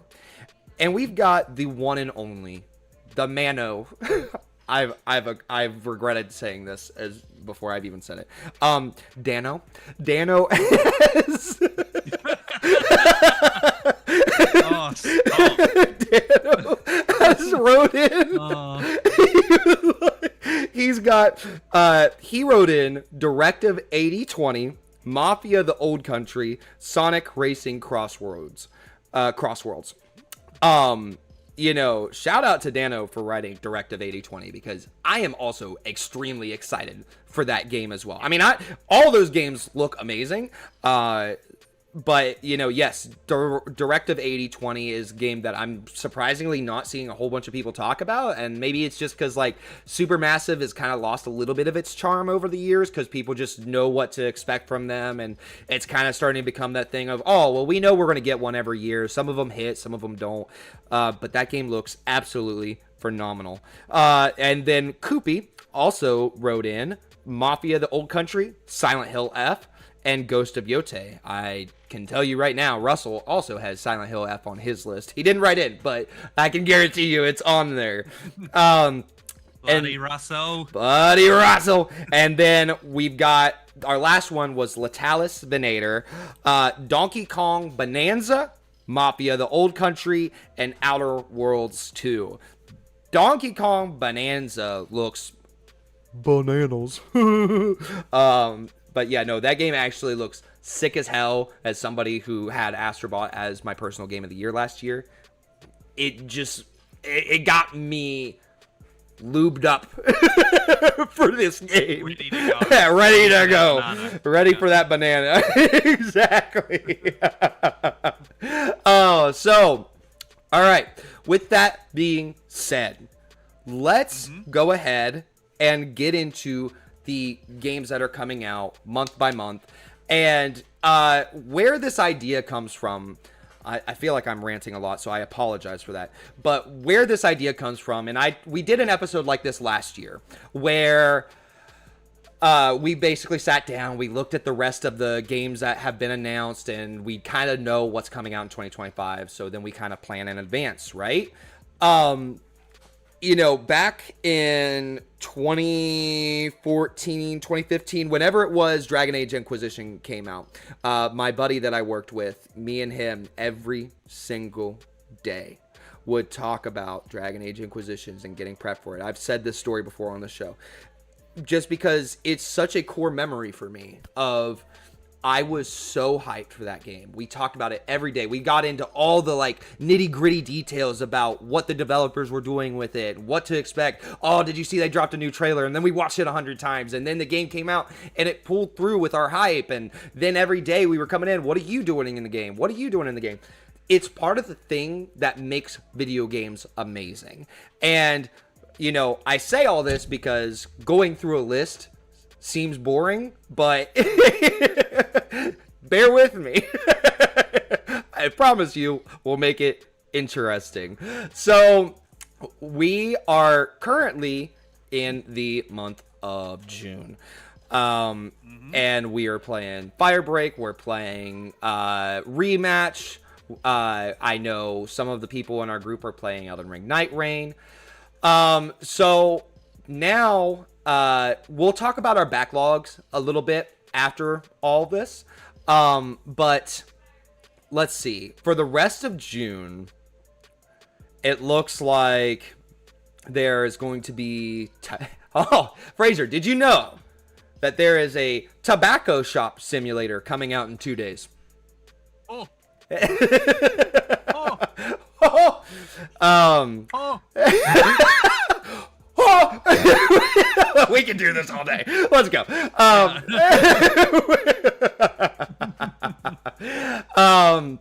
So I am getting this information from GameSpot. They've got a whole list and links and all that good stuff on their website. So Heroes of Mount Dragon, Second Chances, Front Mission 3 Remake, Death Stranding 2, On the Beach, Persona 5, The Phantom X, Ruffy and the Riverside, System Shock 2, 20th Anniversary, Horizon Journey, and Tamagotchi Plaza. Man, it feels like June's over, and we've got that many more games left in the month of June. Tamagotchi Plaza? 100%. It's coming to the Switch. Absolutely getting that for my kids. When you Tamagotchi, have you ever seen that TV show Schitt's Creek? I've seen a little bit of it. It's I know what you're talking about. Funny, dude. Yeah. Yeah. There's one episode where like the brother and sister are like having a little bit of a fight, and she's like, "Oh, is this about that Tamagotchi thing again?" He's like, "Yes." He's like, "I left you with and she's like, "You left me with 6 Tamagotchis, David. 6. That's like a full-time job." That's fantastic. So good. It's so Oh my funny. gosh. And he's like, "They were fully adult Tamagotchis. You literally have to actively try and kill them." Yeah. I love good. it. It's a severely underrated show. I watched a tiny bit of it, and we didn't get very far into the first season. I don't remember. But yeah, no. So Death Stranding 2 seems like the big standout of June, right? Yeah. I know if you hop over to the news podcast side of this, Harry's going to be talking a lot about Ruffy and the Riverside. That's what he's playing, and I know some of the people in our group are having a lot of fun with Ruffy and the Riverside. That's on all consoles. But let's talk a little bit of Death Stranding 2 and why you're so excited to hop into this game, because I've never played the first. It is on my backlog, and we'll talk about that later. But what has you so excited for Death Stranding 2, Fraser? Just the fact that Death Stranding 1 was so fucking phenomenal. Yeah. That there's no way that Death Stranding, like, Kojima is a master storyteller. The stories that he tells are so fucking weird, and just I don't know. I just love the idea of Death Stranding 1 so much that having a sequel just I don't know. I don't know. there's not one thing about it. There's kind of like just by how much I enjoyed the first one, the second one is gonna be it. Did you see where? Now I saw this on IGN. I didn't pull up the article or anything, so I'm just talking out of my ass. So don't judge me lightly. But Death Stranding 2, how Kojima said that the previews and things were so positive that he went to the music coordinator and was like, "We have a problem. It's too it's too positive. We need to go back." And I guess they did some hefty changes to the game because they were like, if you are doing everything right and everybody is so keen on it, that means you've hit the mainstream. And if you've hit the mainstream, then you're not doing something truly special there. So that I found that absolutely fascinating. How do you feel about that? What's your opinions on that? Well, when Death Stranding came out, everyone hated it. Oh, it's a walking simulator. UPS like, man. Oh, you're just a UPS simulator. Like, okay, fine. But now all of a sudden it's cool. Yeah. Like now all of a sudden like Death Stranding's cool. Yeah. And now all of a sudden Death Stranding 2 is the greatest thing to walk this earth. Like, you can't. I don't know. The people just flip flop so much that, like, I think that this game is either going to be massive, or people are going. It's not going to be what people want, and it's either going to be a hit or a miss. Yep. I don't think there's any in betweens. I think people are going to be like, it's too much like the first one. I don't like it, or it's nothing like the first one. I don't like it. Yeah. That's just like, yeah. Now, the question that I have about this game, when it comes to a Kojima game, I've played Metal Gear Solid 5. That's it when it comes to Kojima games, right? And I was so lost. I have no idea what that game's about. When it comes to Death Stranding, and I've never played it, will I be completely lost? Do I need to look up a YouTube 100%. video? Okay. All right. So I will need to look up a YouTube video in order to understand it. I finished Death Stranding, and I looked up a video to watch what it was about. Like, you get the idea of it, and it's like it's about connection. It's about people's connection and what it means to be a human. Plus, there's like floating bleeding whales and a guy from the World War II in the future, and like, you know, just things like that thrown in. Okay. Just for fun. Well, the rain ages you. When people die, they explode. Also, flying bleeding whales. That's a big part of it. Okay. Yeah. Logical what they things. mean, I don't know. Prosperity, wealth. Well, you know, now that I think about honestly, though, when you just by saying like, I don't know what to expect from Death Stranding 2, all I know is that I'm just so excited to get a Death Stranding 2 because I love the first one so much. Okay. All right. Well, the one thing I can add to that is Evil Within. I didn't understand Evil Within, the first one. And then when I watched the YouTube and I watched all these different people's takes and, you know, kind of explaining the concept of it, it was after that point that I became a super fan of it. And I really loved Evil Within 2. I platinumed it. So I get the appeal. So for the month of June, Death Stranding 2 is going to be on your playlist. I know that comes out to like $69.99 for us Americans. I did not buy the special edition. You didn't buy the special edition, yeah, because it was pretty hefty price for that special edition. And to be honest, I didn't actually like it. Oh, really? Like the statue was fine. Yeah, like it's a cool statue, but like I don't know. Like the Death Stranding 1 special edition was so amazing. Yeah. That this one just felt a little bit meh. Well, you got that freaking PlayStation, the Death Stranding PlayStation one, and I mean, you can't really top that. That's that thing's freaking sick. No. So we're gonna go ahead and move on into the next month. As far as for me goes, in the month of June, this is gonna be a backlog month. As soon as I'm done with Rematch, it's just dive into the backlog.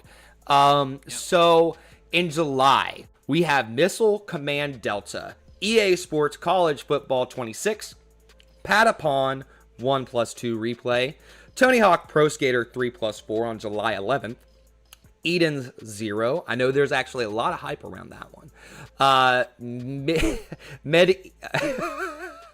Medievally Battle Simulator for PC on July 16th. And the day after that, Donkey Kong Bonanza, everybody. Let's go. The Drifter, The Wandering Village, Shadow Labyrinth, Hell Clock, Monument Valley 3, Killing Floor 3, July 24th. Yep. Super Mario Party Jamboree Plus, Wu Chang Fallen Feathers, No Sleep, Konami Date. Okay, I don't know what that is. Relic Bound, Grounded 2 Preview, Mado Monogatari. I can't pronounce that. I apologize. Tales of the Shire, and Ninja Gaiden Ragebound. I know that's another one Jeff was very excited about. So, in this month, Fraser, what stands out to you the most? Look, I'll be jumping into Killing Floor 3 100%, just for that, the same reason that I'm enjoying Firebreak, just for some fun co-op shooting. I don't need a lot from it. I just want to shoot some stuff with a bit of progression. That's all I want. Okay. Yep. That. What else? Ninja Gaiden Ragebound. I'll definitely be taking a look at that. But like, Death Stranding 2 comes out at the end of June. I'm pretty sure most of July is still going to be Death Stranding 2 for me. Yeah, that's kind of what I was thinking while I was reading this off. I'm like, dude, you're going to be still balls deep in Death Stranding 2 this whole entire month.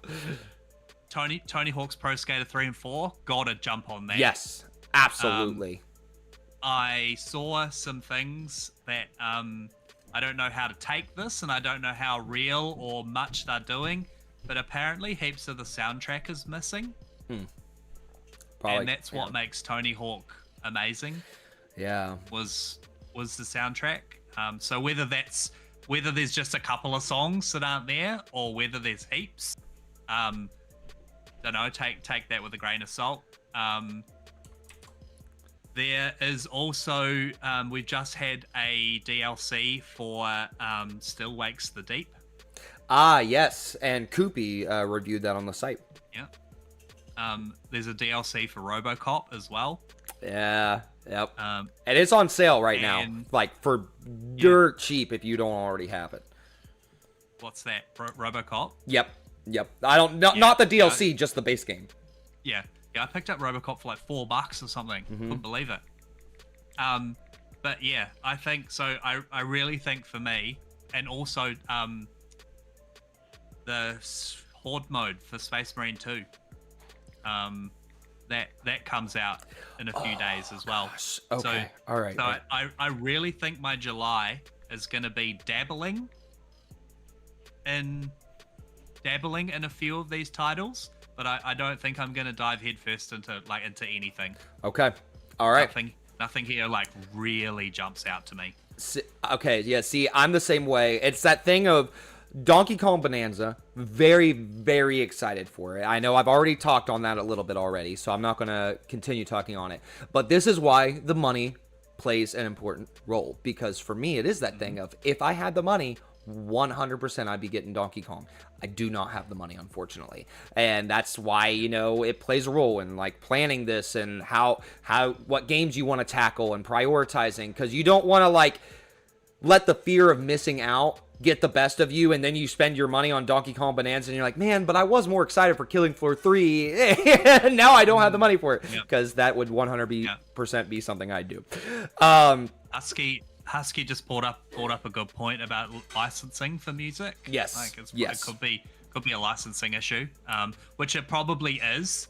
But what I did see was like the guy from Alien Ant Farm. They were having a chat to him, and he was like, "Yeah, they never contacted us about having our music in the remake." It's like, that sucks, because that song was cool. The song was real fun. Well, I know so they're not again- having Boba Fett in the game because of licensing issues as well. Boo! I know, Boo right? to licensing issues. But you do get to play as Doom Guy. Yeah, So, you do. I mean, yeah. Tony Hawk Pro Skater 4. So, for the month of July, I wrote down Killing Floor 3 for both of us. I wrote down Tony Hawk and the Space Marine 2 update. You're going to be still in Death Stranding 2.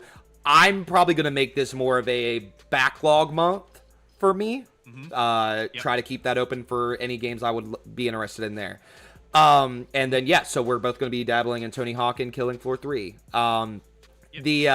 Probably still even like playing some touch up on some of these multiplayer games from the month of June because, you know, Splitgate 2 is amazing. I can't get enough. I don't know where I heard that. I did hear that it was good. Yeah, I know. I haven't either. I heard some dude went on a 10-minute rant on a podcast last week about that. Yeah. It was like, dude, shut the fuck up. You don't care about Splitgate, right? Jesus. So, in the month of August, we've got Gradius Origins, Mafia the Old Country, that's August 8th. So, at the beginning of the month, you're gonna want to be hopping into that. Sword of the Sea, NFL 26, Gears Reloaded, Story of Seasons, Kirby in the Forgotten Land, Metal Gear Solid Delta, that's August 28th, and Gears of War Reloaded is the 26th, so both of those games are towards the ass end of the month. Shinobi, Art of Vengeance, Super Robot Wars Y, The Nightling, and Lost Soul Aside. Oh, that sounds deeply familiar. Okay, yeah, Lost Soul Aside, we don't have enough time to dig into it, but that is also another one to keep your eye out. It is a PlayStation 5 only game, but I mean, it's coming to PC as well. But that's one to kind of keep your eye on, if I remember correctly. So, Phrase, I have a feeling me and you both are going to be saying the exact same games for this month. So you go first. Okay, so Mafia Old Country, 100%. 100%. Black Myth Wukong, depending on finances. I'll be jumping into Gears. Again, I played the beta for 10 minutes, and it's Gears. There's nothing. Yeah. It's Gears. I never hugely got into Gears multiplayer in the first place, so I'll definitely play through the story again because I mean the original Gears of War is brilliant. Snake Eater as well. I'll be jumping on that. And as of about 15 minutes ago, Shinobi. Yeah, same. Yeah. I'll be taking a look at that. Yep. There's also Dying Light, the Beast. Yeah, that is not on this list that I'm reading. Yeah, Dying Light the Beast is coming that month as well. Do you think that's a game you'll play on release, or do you think that's a game you'll wait on? No. Yeah, I'll be waiting on that. Same. I'm still like chipping away at Dying Light 2. Yeah. I actually couldn't even finish getting through it, honestly. The newest Dead Island, Dead Island 2, yeah. That kind of ruined me. I couldn't go back to Dying Light. Because Dead Island 2 was so goddamn good. So fucking good. Oh my gosh, dude. I don't know if you saw that they've done an update with like a new game plus. So at some point, I am going to jump through and do a quick playthrough of the new game plus just to get that achievement, because it's the one thing about Xbox that I hate is like when they add achievements, it removes the platinum. And you have to like rather than like what PlayStation does is like you get the platinum and then you can like platinum the DLC and you can platinum the this and that.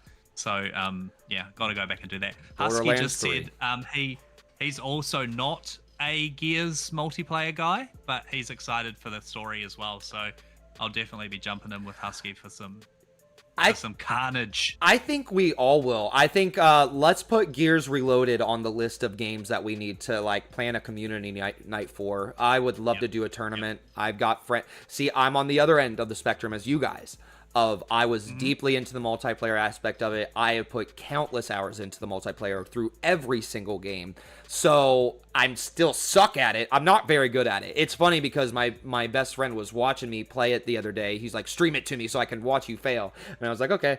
And and then I hopped into Splitgate 2 and I started popping off and I redeemed myself. Yeah, that's one game, it's going to be the thing of, since I have played so much of the multiplayer, I'm going to be right there with you guys. I'll replay the campaign with all of you guys, but it's not going to be top priority for me.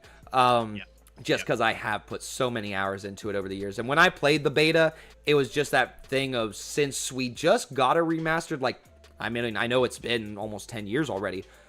It just, in my mind, this is how it already looked. I was just like, okay, yeah, nothing to write home about here. So the Mafia, the Old Country, Shinobi Art of Vengeance, Metal Gear Solid Delta, Snake Eater, and Gears of War Reloaded. Now, Gears of War Reloaded is, of course, coming to Game Pass.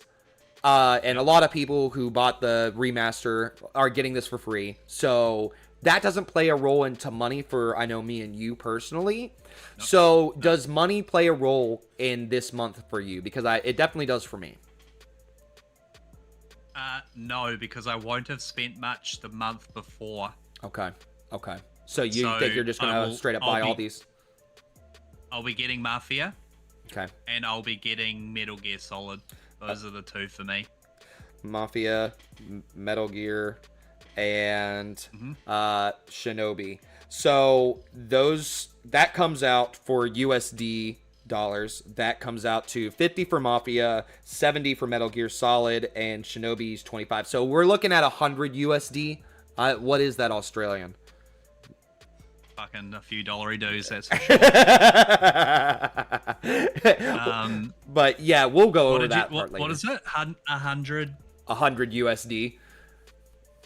100. Oops, that's 0. And then as you're calculating that, I'll go ahead and jump into September, because at the beginning of September, Hell Is Us is coming out. You've also got the Indiana Jones DLC, Everybody's Golf, Hot Shots, Baby Steps, Garfield Kart 2. Hell yeah, let's go. Borderlands 4, Deep Rock Galactic, and Borderlands 4 is September 12th, so that's mid-month. We got Toa and the Guardians of the Sacred Tree, Trails in the Sky, first chapter. Marathon. Oh yeah, somebody needs to update this list.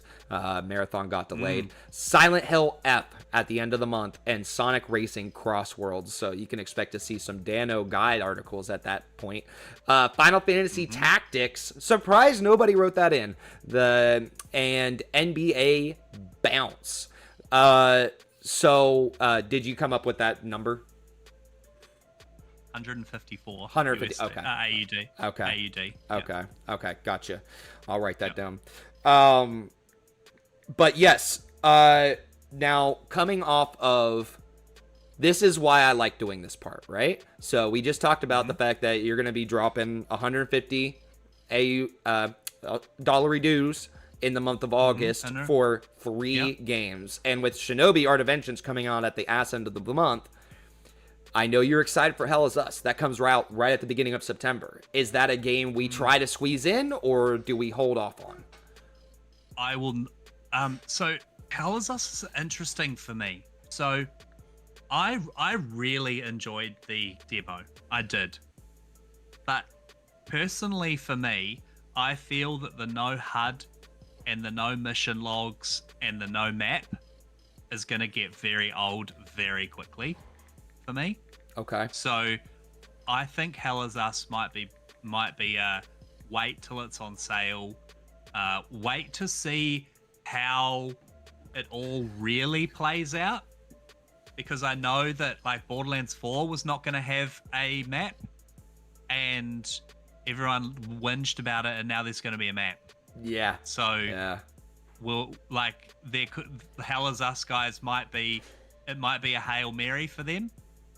and if it doesn't work, they might have a map ready to go, which is probably what I would be doing if I was them. Because yeah, like I said, I think the idea of it is very cool. Yeah.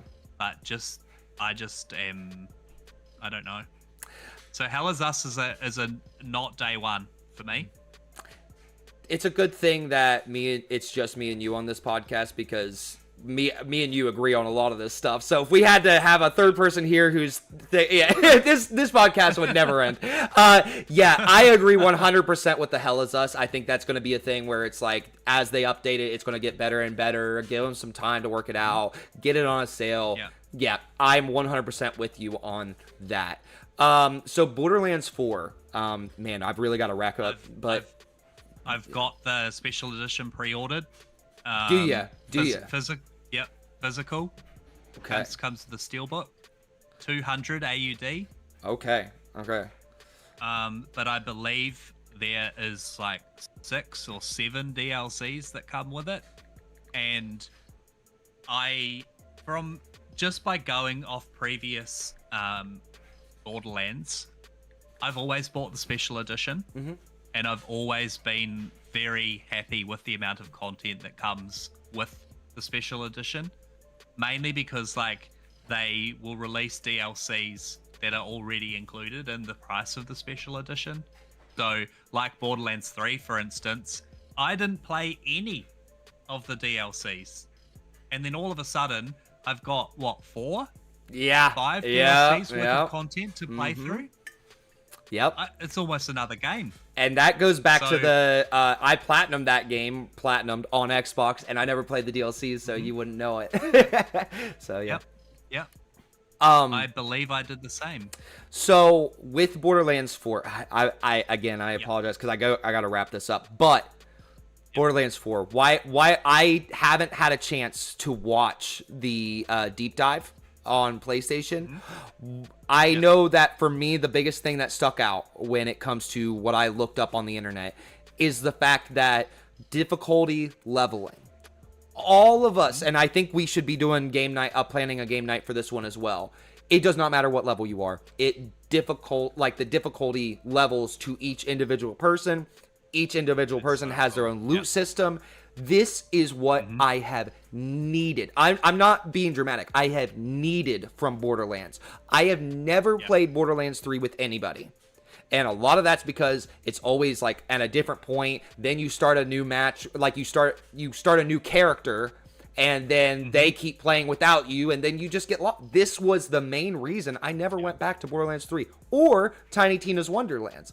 So for me, as soon as I saw that news, it was an automatic buy, and I haven't even watched the deep dive. So tell why should I be even more pumped for Borderlands 4? Well, that's the big bit for me as well. That's the big drawing card, because I'm someone that will put a lot of hours into it, and like you, I don't often play it with people because my characters are usually way more powerful. And without sounding like a dick, it sucks when you're overpowered and you're playing on the guy's map that has like level 5 and level 6 enemies, and you're like just killing everything with one shot, and it sucks for them as well, because they don't get to kill anything because you're just rolling through, just mowing everything down. So it's going to be great. The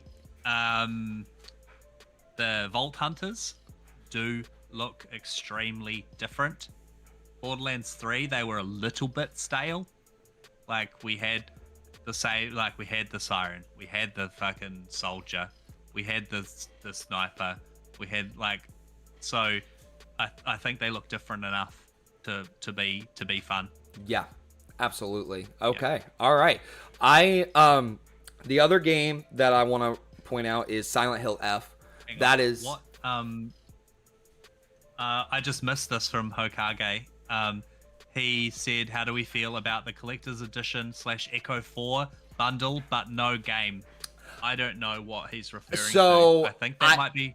Death Stranding? I know, no. He's talking about Borderlands 4 because as soon as you said you got a steelbook with the collector's edition, I knew you were getting a different option because that must be Australian only. Because over here in the US, we have a $150 version where it comes with like like a couple of pieces of honestly garbage along with the statue. There's no steelbook.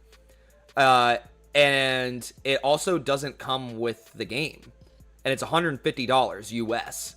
So we're paying as much as you are for yours, and you're getting the game. Well, see, I might not be getting the game. I might just be getting a code in a box. Well, see, we don't even get the code. It's $150 for the collector's edition, and then you buy the game separately. Here's my thoughts on this. When I saw Dragon Age the Veilguard, and they had that same thing of here's the $150. Honestly, cool. I am perfectly fine with it because the thing is like you can't look at it as this is the definitive collector's edition. You look at this as the freedom to buy on whatever platform you want, and then you can get the physical stuff if you want. Because for me, it's that thing of if I ever finally jump ship and go fully onto Steam, I am buying my keys off of some random website, and then I'm buying the collector's edition that doesn't have the game involved. So it has its benefits. Because I know it doesn't make sense when I say freedom to buy whichever platform you want, but that's what I mean by that. Like, because PC editions have not been getting collector's editions at all. And I think that for 2K, they probably know their biggest... I could be very wrong. I'm speaking out of my ass on this one. But I'm pretty sure their biggest player base is on PC. So, I think that's important to know as well. So, and it is that thing of you can get a physical if you want. It kind of takes away that whole discussion. Go buy a physical copy, go buy a digital copy, and then get the collector's edition if you want it. So it kind of helps ease that problem as well. Yep. Sorry, I didn't mean to cut you off. I did that. I did that for Assassin's Creed Mirage. Like I bought the special edition content stuff by itself. Yeah. I just looked up the Seco 4 bundle here. The little robot, and you get a map, and you get a little necklace, and some other things. I'm not going to be buying that. No, I'm not either. No, thank you. I'm just going to be getting the game, the steelbook, and a whole bunch of DLCs. Like I was reading through, there's so fucking much. You get so much with the special edition. And let me see if I can... yeah, because it sounds like yours is way cooler. But that puts you are at 200 AUD in the month of September, and I am at 150 US dollars because I'm getting Borderlands 4 the standard edition. I might end up getting the one with the DLC because that's, like Fraser said, that proves to be better. So, and I'm also getting Silent Hill F because if you pre-order, thank you, Steve, for pointing this out. Oh, you are going to get that? I'll type that in as well.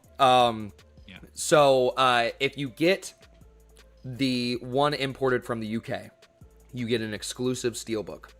It's only $10 more. So there's only like 2 editions of the game to buy. So I put down 80 US dollars for me. I've already pre-ordered it. I think it's still open for pre-orders if you want to go check it out. And then how much is a standard game over there in Australia? It's $100, isn't it? Yeah, about $100. Okay. Or what are we talking about? Just Silent Hill? Silent Hill, yeah. So yeah, that puts you at 300 and it puts me at 150 US dollars. I also have got, don't tell my wife this, but where is it? I've got something else. It's already been spent, so it doesn't matter. Exactly. But the Terminator 2D comes out. Okay. Okay. Yeah, I forgot about that one. And there was a special edition of that. That was a good couple of $100.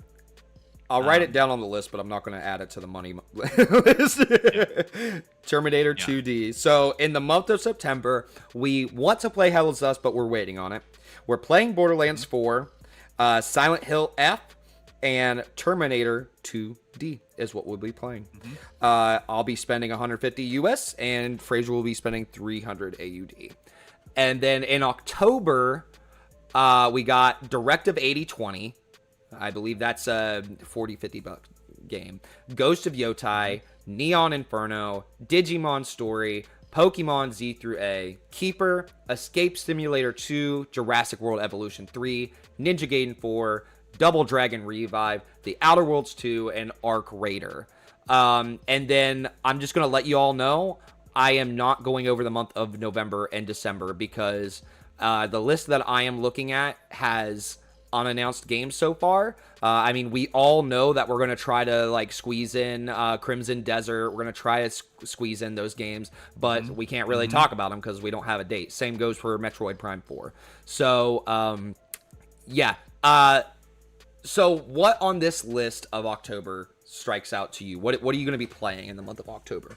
So I have had Bloodlines: The Masquerade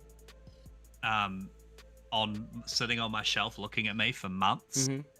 And I've just noticed on my list that Masquerade Bloodlines 2 is coming out in October. So I probably should figure out whether I want to, if I want that or not. Yeah. Well, hopefully it actually happens. Yeah, right? Okay, so Ghost of Yotai. Okay.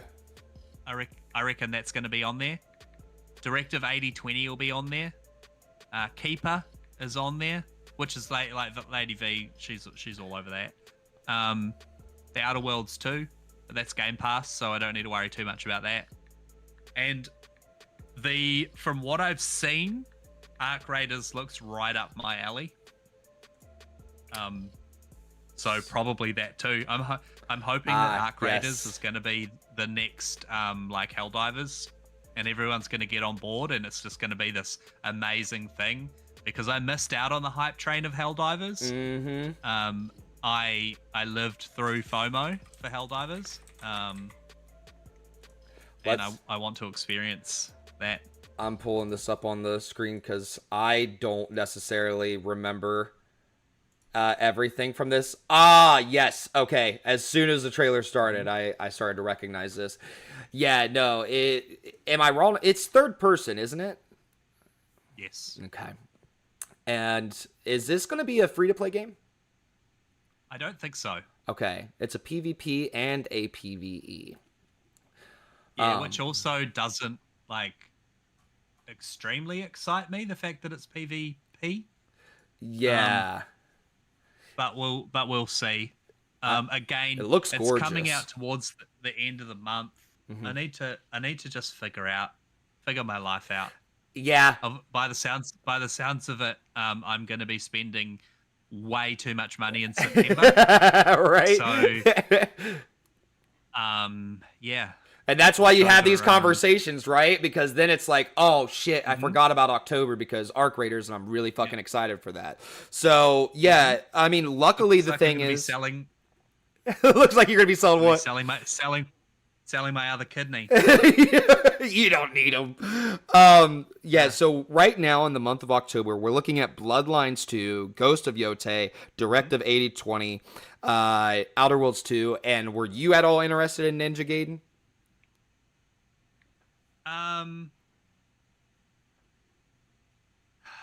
Yeah, I am. Well, you know, that's the thing is Game Pass. It's there. So it's like, even if you're not, like, if you see everybody talking about it, you got that FOMO, you can hop in and be like, oh, okay, well, I'm really vibing with this right now, so move everything to the side. I'm going to play this. That's right. Husky Hokage just said it's not too late to join the Helldivers revolution. Oh, yeah. But I do, like, I kind of feel like it is too late, even though it's not. Well, see, I jump in and, like, I have a lot of fun with Steve and we have a bit of a laugh, but I don't know. I know what you mean. I know what you mean because, listen, Elden Ring was my game of the year of, I believe that was 2021 when it came out, or maybe it was 2022. I think it was 22. But when that game came out, it was such a special thing because everyone in the world was playing it. I could not escape it. I was downloading videos from Facebook. Never in my life have I done that. I downloaded videos from Facebook and made sure to like send them to myself so that I wouldn't forget, oh, I need to do this. I was taking notes, and it was like we were all sharing our experiences collectively as a gaming community. Everyone was. And I've just never seen gaming bring the world together like that since probably a Halo game, like back in the day. Do you know what I mean? It's that, like, in the sense of we were all like united and we're all loving this. We're all like sharing in this experience. But in a positive light, not like we're all fighting about this game. So yeah, no, I get what you're saying. I get what you're saying. But yeah, no, it is still such a great game to just like jump back into and stuff. So I know you're playing Bloodlines 2. Ghost of Yotai, I am extremely excited for, and Directive 8 of 20. Ninja Gaiden 4 and Outer Worlds 2 are two games where I'm excited for them, but I am going to treat them both the same. It's that thing of, I know when they come out, everybody's going to be talking about them. I'll hop into it, try it out. We'll go from there and see if they click, if they stick with me, because I thought Avowed would stick with me and it didn't. I didn't end up sticking with it. I never finished Avowed. Me neither. I loved it. I had loads of fun playing through it. Same. But just for whatever reason, other things took over, and I haven't gone back to it. Yep, absolutely. I really, really need to finish Clair Obscure before I start Death Stranding. Well, that's... I just beat like the first like big boss, I believe. Mm-hmm. And so I think I'm almost at the end of Act 2. Mm-hmm. What that means, couldn't tell you. Yeah, I know it gets pretty intense because everybody talks about the end of Act 2. Well, and that's the thing is, like, I don't think we're gonna have time like I'd hoped to get into the backlog portion of things. I think we have a general idea, but of like when we can tackle it. It's just like this mountain that I look at, and all it does is taunt me. Yep. And then I just add more to it. Absolutely. And that's the thing is I even talked to the guys over at Interactive Distractions earlier this morning, and I said, hey, here's what's at the top of my backlog. Should I be putting Stellar Blade on it? And they kind of made fun of me a little bit because they were like, you're asking the guys who chose Stellar Blade as their 2024 Game of the Year. Yes, of course you should be putting it on there. And, but, since we're at the end, I'll just kind of briefly talk about that. But I put Death Stranding is on that list.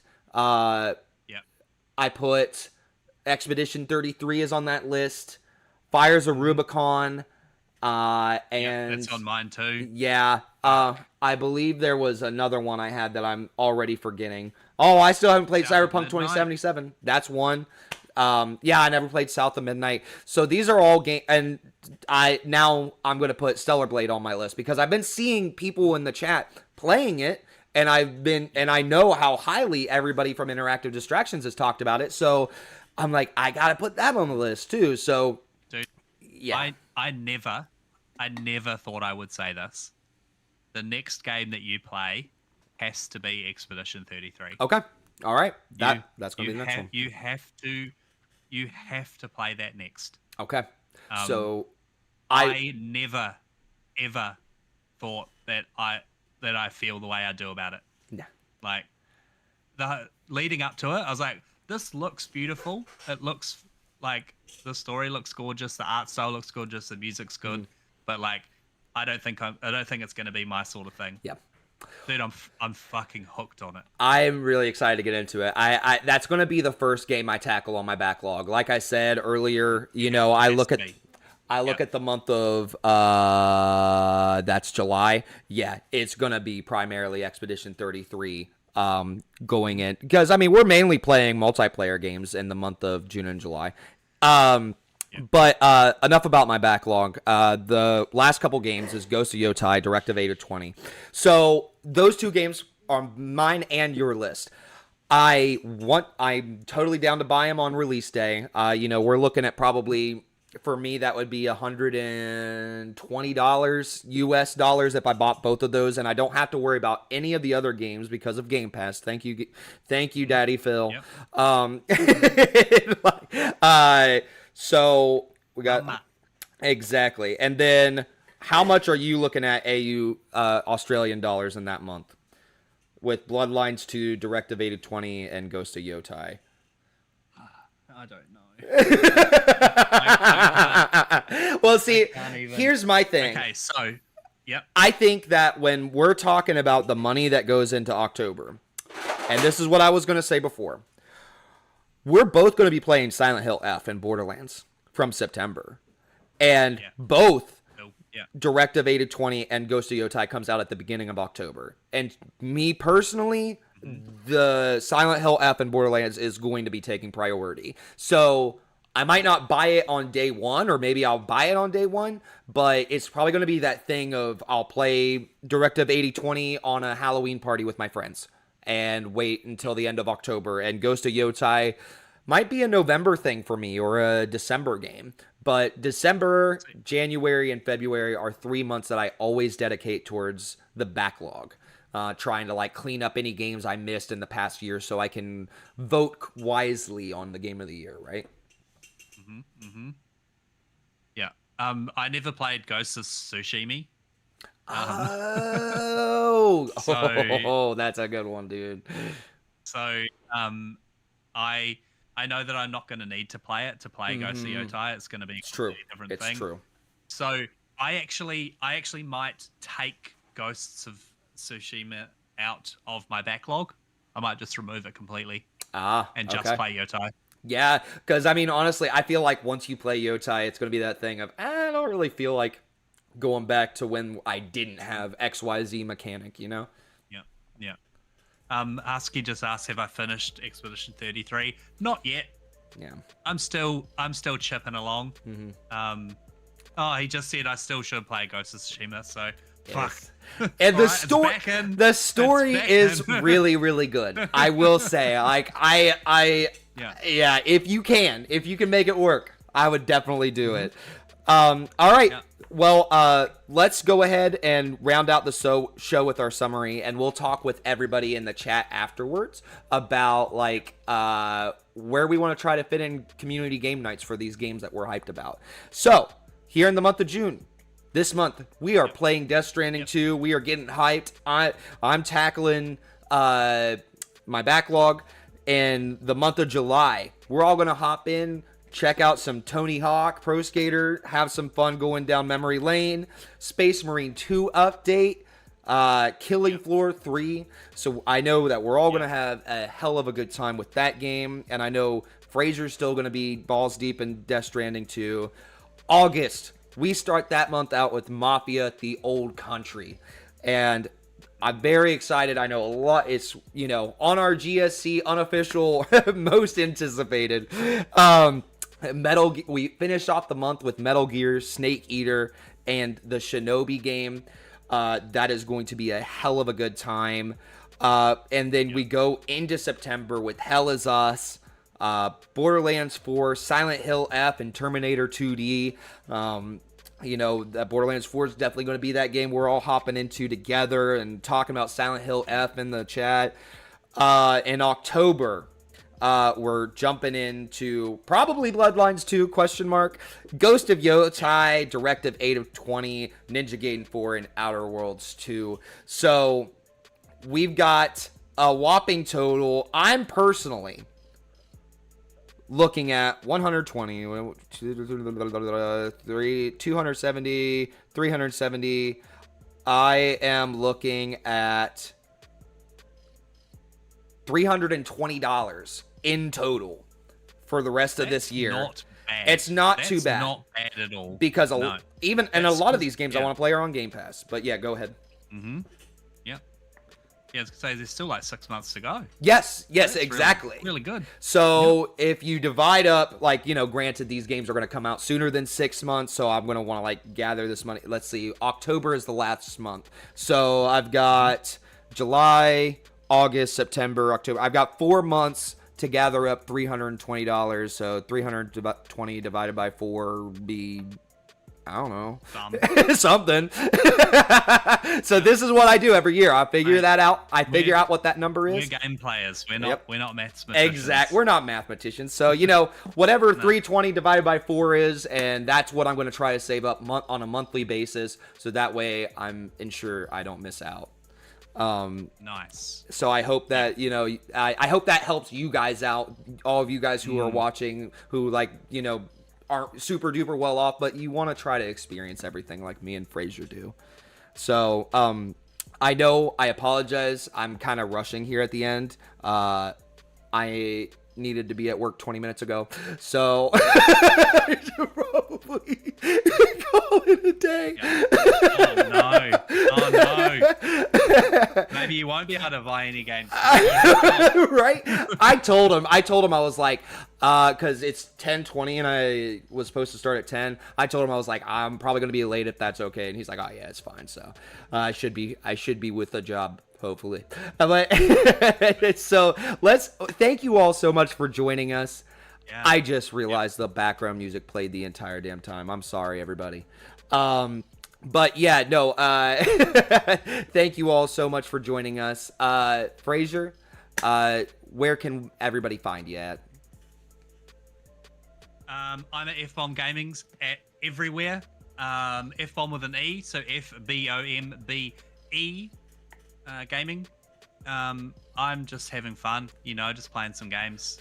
Loads of fun. Currently playing through Resident Evil Operation Raccoon City. Yeah. with the boys. Boys. There were 4 of us that jumped on last weekend and had an absolute blast.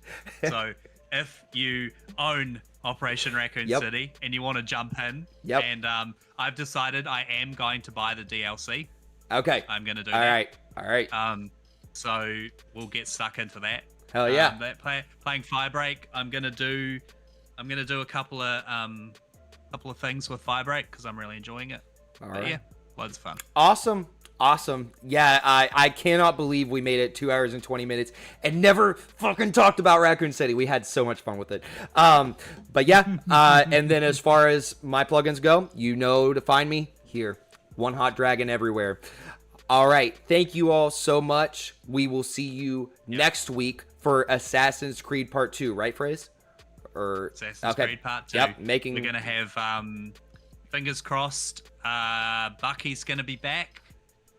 And we're going to carry on our Assassin's Creed journey. Perfect. So excited. Me too. So excited. Me too. All right. Thank you all so much, and we'll see you next week. Peace. Bye.